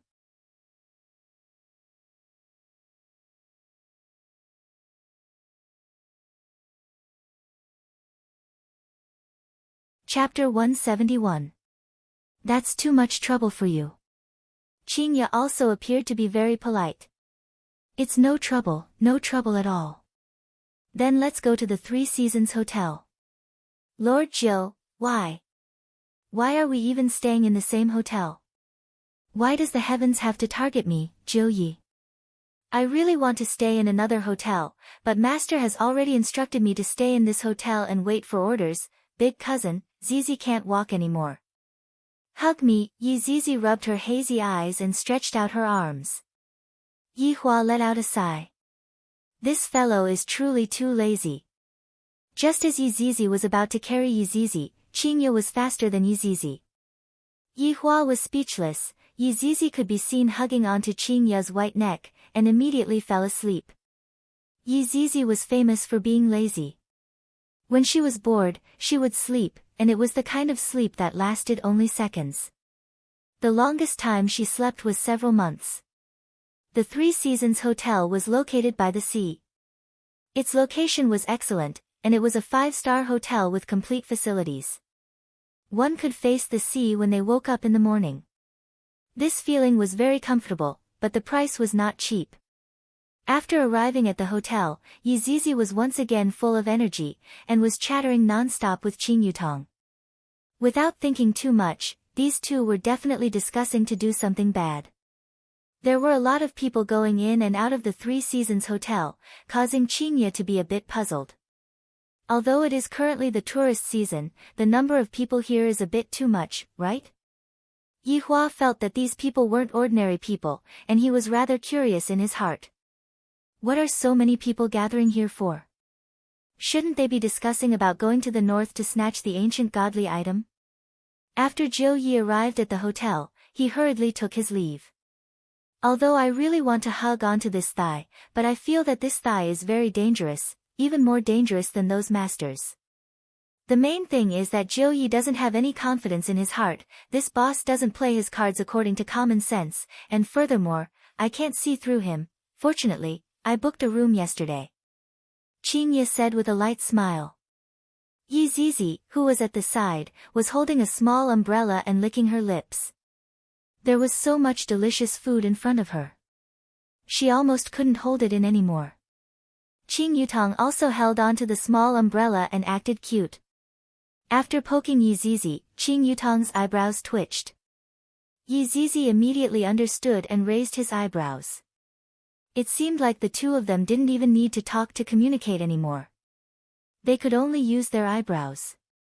After taking the room card, everyone went upstairs to rest. Qingye decided to start taking the wedding photos tomorrow, then properly accompany Yi Hua to have a good rest and treat it as a honeymoon. While Yi Hua was currently on vacation happily, little Ali who was far away in Voidless Realm wasn't so lucky. He finished his homework in the morning, ate his lunch, and practiced his swordsmanship in the afternoon. Right now, Dong Huangli was brandishing a sword that was even longer than Dong Huangli. Dong Huangli's face was covered with sweat, but Dong Huangli didn't complain about it. Dong Huangli's eyes were filled with determination. I will definitely not disappoint my mother. When my mother sees my achievements, she will definitely be happy and reveal a smile on her face, and not frown all day long. Soft shouts rang out in the side courtyard, and the female attendants in the surroundings felt extremely distressed. Such a young child, under normal circumstances, would act like a spoiled child by her mother's side. Just because she was the Empress's child, did she have to work so hard? Your Highness, please take a rest. One of the maids said with a pained heart. Dong Huangli could be heard saying, there's no need for that, mother will definitely be happy to see how hardworking Ali is. The maid let out a light sigh. The Empress is very busy every single day, and she can only come over to see little His Highness at night. Dong Huangli repeatedly practiced the sword technique that her mother taught her, and her sweat had already drenched her clothes. Not knowing how long had passed, Dong Huangli kept her sword and looked towards her mother's bedroom. The bedroom is clearly right in front of me, but I can't go over. Your Highness, please take a rest. The maid brought over a cup of tea and said with concern. Ali misses mother. Dong Huangli didn't take the cup of tea and said in a daze. The maid was a bit flustered, and immediately knelt in front of Dong Huangli. Your Highness, the Empress has given the order, Your Highness is not allowed to walk out of this side courtyard without permission. How could Dong Huangli not know about this? Dong Huangli let out a light breath. Big Sister Ping, it's all Ali's fault. I made you all follow Ali and live here. Perhaps, Ali shouldn't even exist in this world. Dong Huangli slowly squatted down and hugged onto her legs.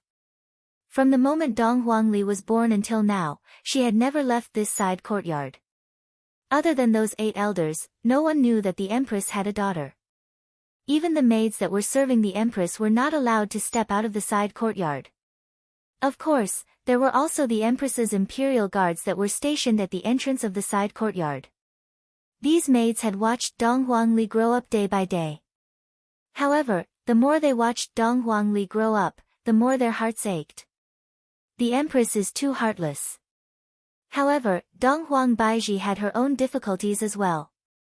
Ali's birth was unknown, and if this matter were to be spread out, the consequences would be unthinkable. It might even implicate the entire voidless realm. In this world, which mother would be willing to lock their child up? Your Highness. The maid lightly hugged onto Dong Huangli and comforted her. Let's go back to our room. Dong Huangli took another look at her mother's bedroom, then dragged her petite back into the room. The 3 maids immediately went to prepare hot water and food. After eating dinner by herself, Dong Huangli sat in front of the window and looked at the stars. Dong Huangli was already used to it. Originally, there was a computer that allowed me to interact with the outside world, but right now, I don't even have a computer anymore. I can only continue to be in a daze and wait for my mother to come over. I should be able to sleep after hugging my mother. I should be able to have a good dream, right? I should be able to dream that my mother will bring me to sit on a pirate ship, eat ice cream, and eat McDonald's. Just thinking about it makes me happy. Dong Huangli waited for an unknown amount of time. Dong Huangli turned her head around and looked at the door. Mother still hasn't come over. Dong Huangli stood up and walked to the door. It was very quiet outside the door. Dong Huangli wrinkled her brows, then walked to the door of the courtyard with small steps. From the crack of the door, she saw that there was someone standing outside the courtyard. Dong Huangli was a bit disappointed. She turned around and walked towards the courtyard. If only I am able to pass through the wall. What is my mother doing right now? Suddenly, Dong Huangli's petite body disappeared from the courtyard, and when she reappeared, she was already outside the wall. Dong Huangli was badly frightened by herself. Looking at the guards that were tens of meters away, Dong Huangli immediately ran to the corner and covered her mouth. Wasn't I inside the courtyard just now? Why did I come out? Also, my head feels so dizzy, I am seeing double. After a long while, Dong Huangli finally came back to her senses. Originally, Dong Huangli wanted to go back to the courtyard, but when she saw her mother's bedroom, Dong Huangli wanted to hug her mother before going back to sleep. Since Dong Huangli had already decided, she walked towards her mother's bedroom. This was the first time that Dong Huangli walked outside of her mother's bedroom. Every single grass and every single tree was able to arouse Dong Huangli's curiosity. Unknowingly, Dong Huangli felt very happy. Soon, Dong Huangli arrived outside of her mother's bedroom. Dong Huangli muttered, "There are so many guards, if only I could go in like how I did just now." Dong Huangli immediately appeared inside the bedroom. However, Dong Huangli was currently holding onto her head, looking like she was about to faint. However, when Dong Huangli saw that the bedroom was right in front of her, Dong Huangli became very excited. The lights in the bedroom are still lit, mother should still be dealing with some matters. Dong Huangli felt that she should go and pour a cup of water for her mother to drink and tell her mother to rest early.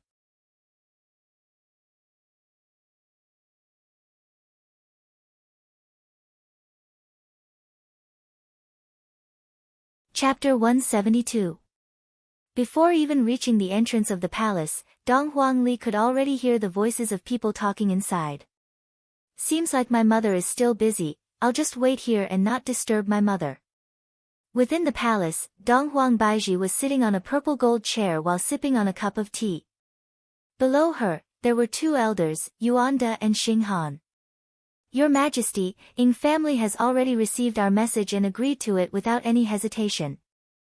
Yuanda had a joyous look on his face. The marriage with Ying family was a win-win situation.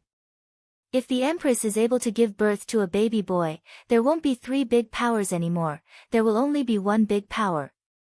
Xinghan said gravely, Your Majesty, Ji family seems to be doing something, it seems like they want to destroy the marriage.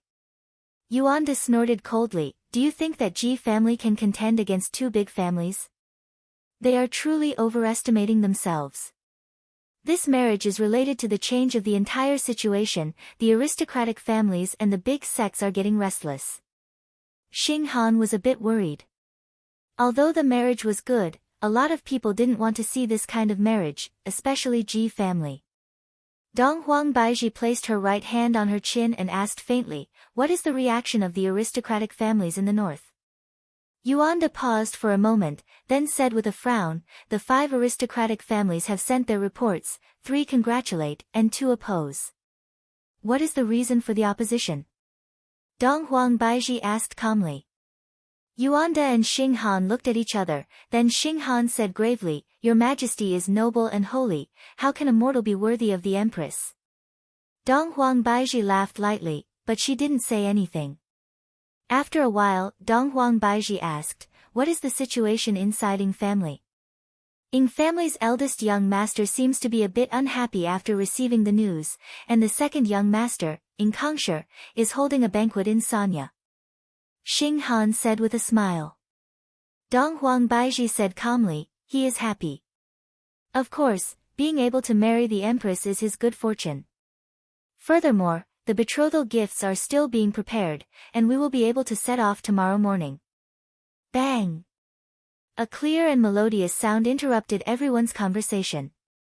Yuanda and Xinghan's expression darkened, and they immediately disappeared from where they stood and appeared outside of the palace. When they saw Dong Huangli, who had a surprised look on her face, they immediately paid their respects, Your Majesty. Dong Huangbaiji walked out slowly. Looking at the teacup that was knocked over and her daughter who was still in a daze, Dong Huangbaiji said, Regarding the betrothal gifts, I'll leave it to you two. Go and check if anyone has seen Ali. If there is, you two should know what to do. Yes. Yes. Dong Huangbaiji carried on to her absent-minded daughter, then disappeared from the bedroom and appeared in a small house within the courtyard. Lightly placing down her daughter, Dong Huangbaiji said gravely, Kneel down. Dong Huangli stood there foolishly, her entire head was completely stupefied. Mother is actually going to marry someone else. Mother doesn't want me anymore, and doesn't want father anymore. Kneel down. Dong Huangbaiji shouted out in a low voice. It is fortunate that I did not make a huge mistake tonight, however, I was truly too mischievous. Dong Huangli could be heard saying, I won't kneel. I dare you to say it one more time. Dong Huangbaiji looked at her daughter in disbelief. She actually dares to talk back to me. I won't kneel, I hate mother. Dong Huangli's body trembled, and 2 streams of tears flowed out from her eyes. Dong Huangbaiji's expression immediately changed as she raised her hand up high. However, Dong Huangli did not have the slightest bit of fear as she looked at her mother who seemed unfamiliar to her. In the end, Dong Huangbaiji didn't manage to slap Dong Huangbaiji. Dong Huangbaiji retracted her hand, Ali, why do you hate mother? Is it because mother locked you up in here? Dong Huangli questioned her mother like a little adult, Mother, you are being disrespectful to father. Your father is already dead, why should I be disrespectful to him? In any case, if mother were to marry another man, it would be disrespectful to father. Furthermore, if mother were to give birth to another baby, she would definitely not want Ali anymore. Upon thinking that her mother would never come back to her house again, Dong Huangli cried even louder. Dong Huangbaiji let out a sigh and prepared to carry her stubborn daughter. However, who knew that Dong Huangli would not allow her to carry her daughter and struggled free from her mother's embrace. Ali, you don't have to worry about adults' matters, you just have to do your homework. Dong Huangli could be seen kneeling onto the ground and begging, Mother, can you not marry another man? Is it because Ali is not good enough? Ali can sleep a few hours less in the future. As long as Mother is happy, Ali is willing to do anything. Dong Huangbaiji's expression changed, however, she gradually regained her calmness and said, Go and rest early. After finished speaking, Dong Huangbaiji walked out of the house. However, when Dong Huangbaiji closed the door, a stream of tears flowed out from her eyes. However, very quickly, the tears evaporated, and the delicate look on her face disappeared. Ali, who was inside the house, sat powerlessly on the ground. Mother doesn't want me anymore. Within the Three Seasons Hotel, Yihua had already fallen asleep while hugging onto Qingya, and Qingya, who was sleeping, had a smile on her face. I reckon that she was having a good dream. In another room, Qing Yutong and Yizizi began changing their clothes again. Big sister Qing, what clothes are we going to wear tonight? The uniform is still 2D, and it is still the maid uniform. Yizizi flipped through her suitcase, and inside the suitcase, there were all beautiful and cute clothes. Qing Yutong took out a set of nurse uniform, then revealed out an evil smile, Zizi, how about this set of mine? Awesome, then what should I wear to go to the disco dance? Yizizi said dispiritedly. Big sister will help you choose, this lowly version of the teacher uniform is quite cute. Wow, big sister Qing's eyes sure are good, it is the same as what Zizi was thinking. Yizizi hugged onto the clothes, seemingly like they were treasures. Change into the clothes, let's go. Go go. Not long after, the two changed into the uniforms. There was no need to talk about Qing Yutong, she wore a little white cap, matched with the nurse uniform, and added with white stockings, she was simply able to make people's blood spurt out. However, if Qingya were to see her little sister's appearance, she would definitely pick up a kitchen knife and chase after her, because right now, Qing Yutong still looked like her big sister. The lowly version of the teacher uniform on Yizizi was even more incredible, especially those two ponytails. Yizizi really wanted to grab onto one with each of her hands. Damn, Zizi, you are too cute, let big sister kiss you. Don't want. I won't let you kiss me. Qing Yutong didn't care so much and directly pounced onto Yizizi.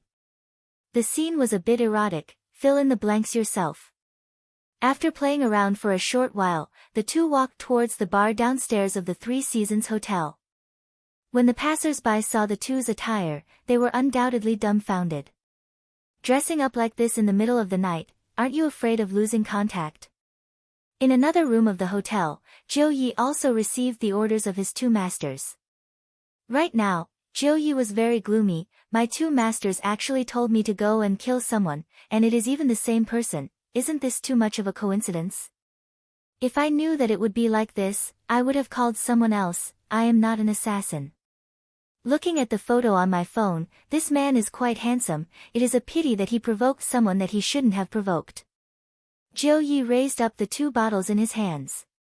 Killing someone without a trace. I heard from my masters that after drinking this medicine, I won't die for the time being, but when I want to die, I will die.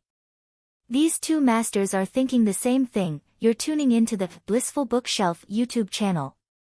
We're so grateful for your support, and don't forget to subscribe to join us on this incredible journey through captivating stories. Your generosity through donations truly makes a world of difference, as it's the primary source of revenue that allows me to expand and enhance this channel for you. Thank you from the bottom of my heart for being a part of this adventure.